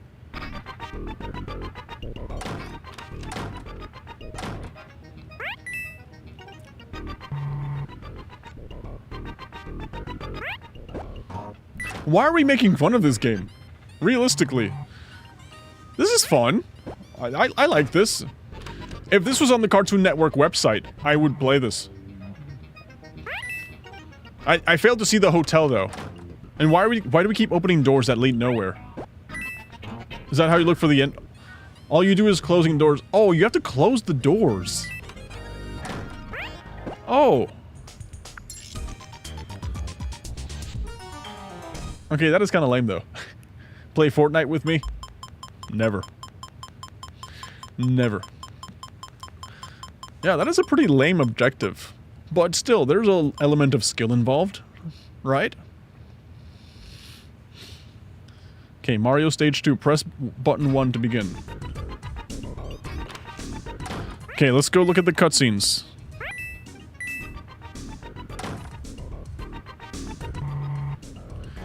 Where do we get the next cutscene? Okay, here's a cutscene.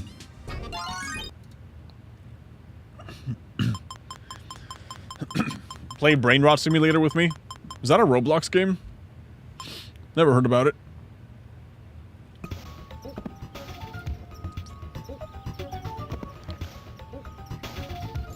Link and Zelda games also had those. Yeah, they were fun. Hey, princess.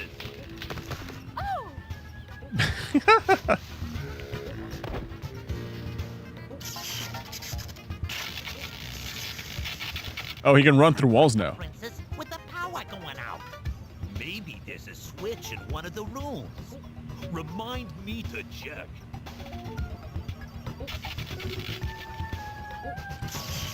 Bro, you were making fun of this game. No, this is fine. This is doable. This is passable. Right, then you play, then there's the next cutscene. Wait, Bowser's Sourpuss? What? Okay, you have abilities and everything. Okay, I was never a Nintendo guy, not gonna lie. I grew up exclusively on Nintendo.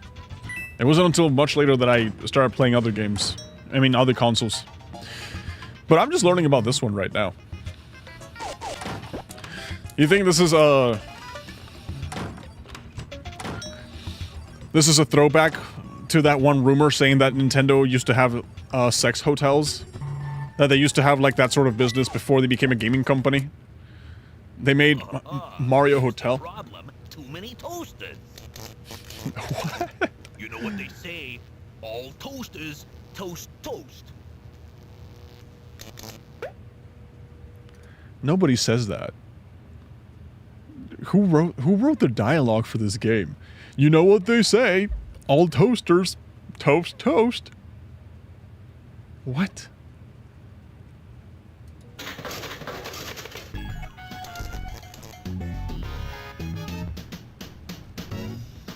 So the power's going out, and your solution is to toast toast to fix the power issue.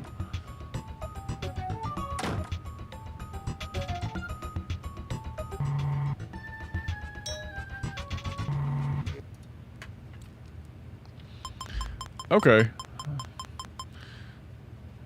I'm honestly really confused with this, but thank you for showing it to me. That ought to do it. Where'd she go? Larry's Cave Hotel. This mine is mine. Gee, it's kinda dark. You bring a light? No. Well, maybe a Koopa will lend us his, if we persuade him.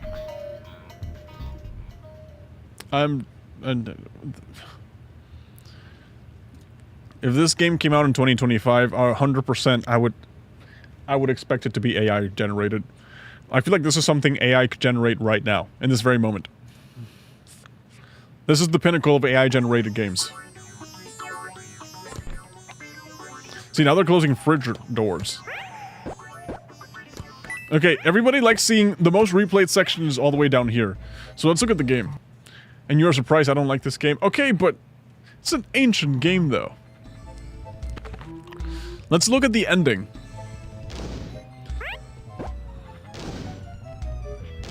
Is there at least a boss fight in the end, or does it just get progressively harder? It's a game about closing doors. Who would have thought? Peak entertainment in 2025. Well, actually, no. When did this game come out? Mario Hotel?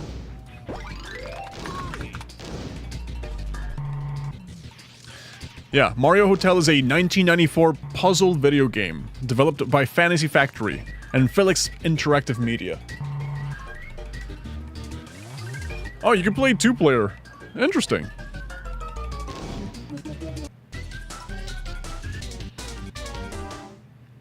All right, we did it, guys. Okay, show me the last animation. Bowser's Zisher's Palace. Oh, we're not done yet. How do I skip forward? How is this the most replayed section? It's just literally the final levels, but no cutscenes. Oh god, that looks... Oh, this is the final fight. Okay, is that really Bowser or I'm missing context. Is that really Bowser or someone wearing Bowser's head?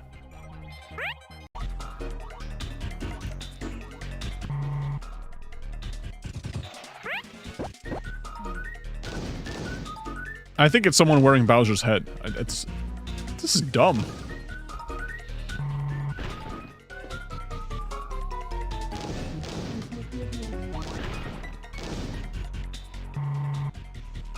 Okay. I just want to see what happens at the end. Then I can finally be done with this. How do you know which elevator goes up and which one goes down?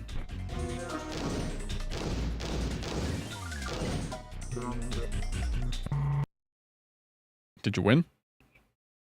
Oh, there's another level? Seriously? Oh, there's the actual Bowser. Thank you. Yeah, who was that guy? Who was the other guy then?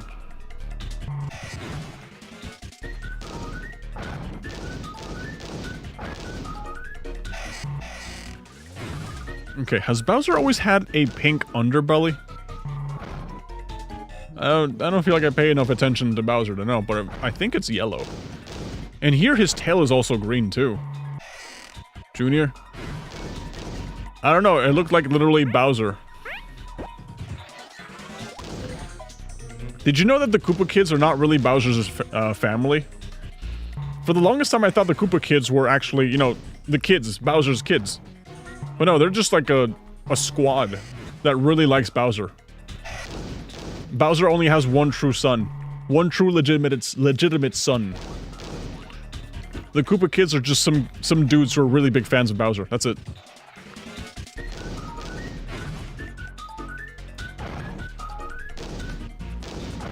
Alright, show me the end of this video game. That must be so annoying. Bowser just keeps opening all the doors.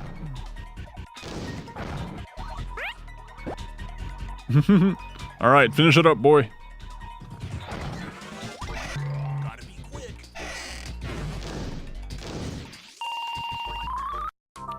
Serious?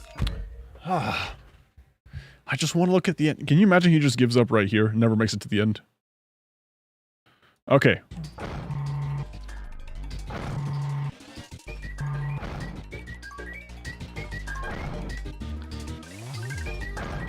Come on, come on, come on, come on. Finish it up, finish it up. Dude, just go to the top level. Please, thank you. Finish it. Awesome! He closed the doors! He did the thing! And somehow that just instantly killed Bowser. Why did closing the doors cause the castle to explode? Thanks to you two, I can safely rule the Mushroom Kingdom, free from the terrible Koopaling clan. Ooh. It's all worth it. And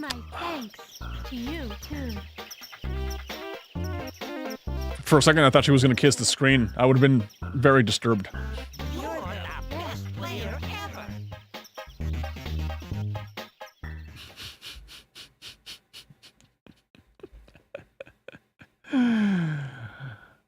Oh, man. All right, that was awful. That was genuinely terrible. I despised that. I despised it with a passion. I hated it so much. I feel like this is the type of game that would get some sort of cult following. Some people that would just meme on it nonstop. I don't know. All right. Since we can't play the Mecha Break demo, the only option we have now is to just wait until the 23rd, so that way we can actually play it. But then at that point, it'll be the open beta. That's why that RZ game was made. Where can I find that?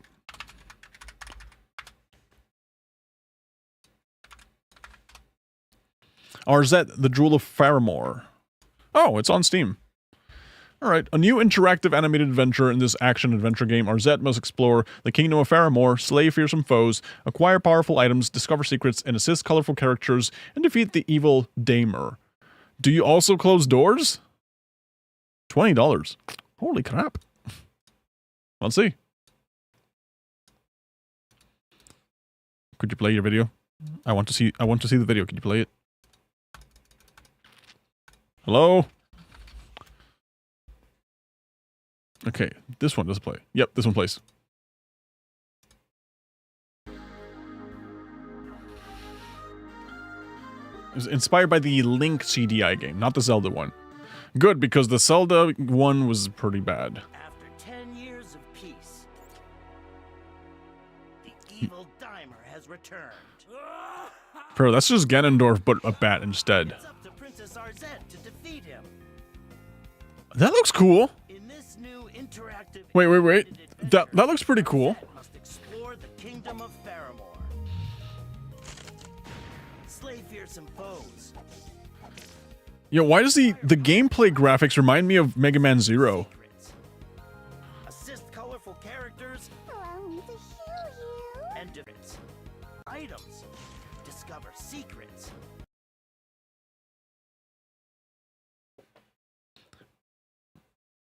Why? Why? We were just talking about how terrible the door crap thing is. Why does it have the door crap thing? We don't need doors. Oh man. Wait, we were just bashing the door game, the Hotel Mario. Now suddenly, wait, hold on. Doors are cool now. Okay, I like this. I like it. You know what? Never mind. Colorful characters.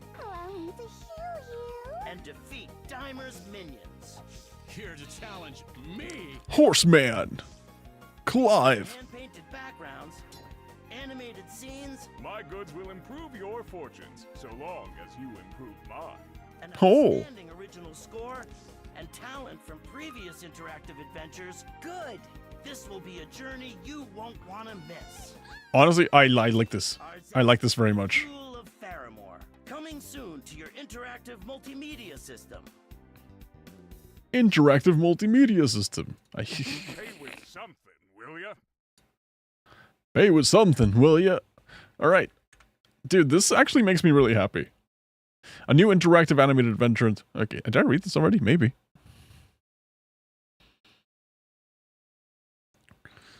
Okay. But if they were aiming for so bad it's good with RZ, they've missed the mark entirely. RZ is just plain good. Presented like a long-lost CDI game, RZ is a faithful homage to the games that inspired it, with some fun twists all its own. RZ is a triumph, a best-in-class game for a worst-in-class genre.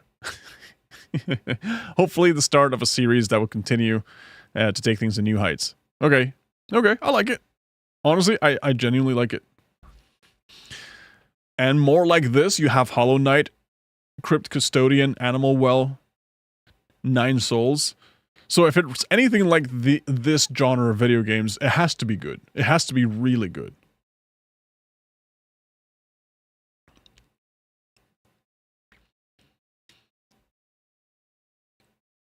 Dude.